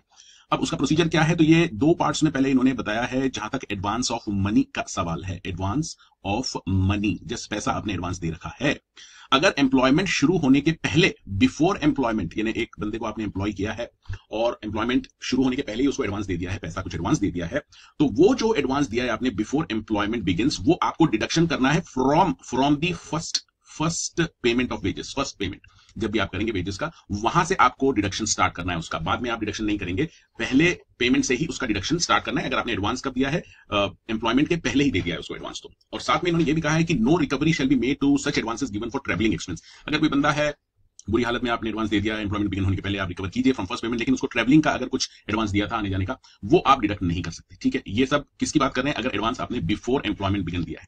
इसके बाद advance of money given to employee after the employment begin, employment चालू हो गया है, उसके बाद आपने कुछ एडवांस दिया है एम्प्लॉय को, तो उसका डिडक्शन ऐसी कंडीशंस के बेसिस पे होगा जो प्रिस्क्राइब की जाएगी। इसके लिए हम रूल्स अलग से देखेंगे, उस तरह से आप उसका डिडक्शन कर सकते हैं। अब ये हो गया एडवांस ऑफ मनी, ठीक है। अब यहां पे बात कर रहे हैं सी क्लॉज में एडवांसेस ऑफ वेजेस, यानी एडवांस सैलरी। आप समझ लीजिए कि अगले महीने की सैलरी या अगले 2-3 महीने की सैलरी आपने एडवांस दे दी है, तो यहां पर ये कहते हैं recovery of advance of wages to employee not already earn. अभी जिसको अर्न ही नहीं किया उसका आपने पेमेंट कर दिया है, वेजेस का, सैलरी का एडवांस सैलरी दे दी है, तो उसका जो रिकवरी होगा वो एज मे बी प्रिस्क्राइब, यानी जो भी रूल्स इसके लिए फ्रेम होंगे उसके हिसाब से हम वो डिडक्शंस कर सकते हैं एडवांस ऑफ वेजेस का। इसके बाद क्लॉज जी ऑफ 18(2) में हमने देखा था कि अगर किसी एम्प्लॉय को लोन दिया है तो वो भी रिकवर हो सकता है। अब ये जो लोन अगर आपने दिया है तो किस एक्सटेंट तक आप लोन दे सकते हैं एम्प्लॉय को, और उसके ऊपर रेट ऑफ इंटरेस्ट क्या होगा, ये सारा आपको फॉलो करना पड़ेगा जो भी प्रिस्क्राइब किया जाएगा रूल्स में। तो इसके लिए हम अलग से रूल्स देखेंगे कि कितना अमाउंट तक का लोन दे सकता है एम्प्लॉयर, और रेट ऑफ इंटरेस्ट उसके ऊपर कितना चार्ज कर सकता है, और उसका रिकवरी किस तरह से होगा। एक प्रैक्टिकल जो बात है उसको आप समझ लीजिए। यहां पर अगर आपने कुछ पेमेंट किया है एम्प्लॉय को पेमेंट किया है, उसको आप दो तरीके से पेमेंट कर सकते हैं। एक तो आप बोल सकते हैं कि भाई एडवांस सैलरी हमने दे दी है आपको, तो अगर एडवांस सैलरी है तो सेक्शन 23 से गवर्न होगा, लेकिन ये अमाउंट को अगर आप बतौर लोन दे रहे हैं तो वो सेक्शन 24 से गवर्न होगा, ठीक है। अमाउंट तो अमाउंट है, आपने किस तरह से उसको दिया है, एडवांस की फॉर्म में या लोन की फॉर्म में, उसके हिसाब से वो डिडक्शंस रेगुलेट होंगे।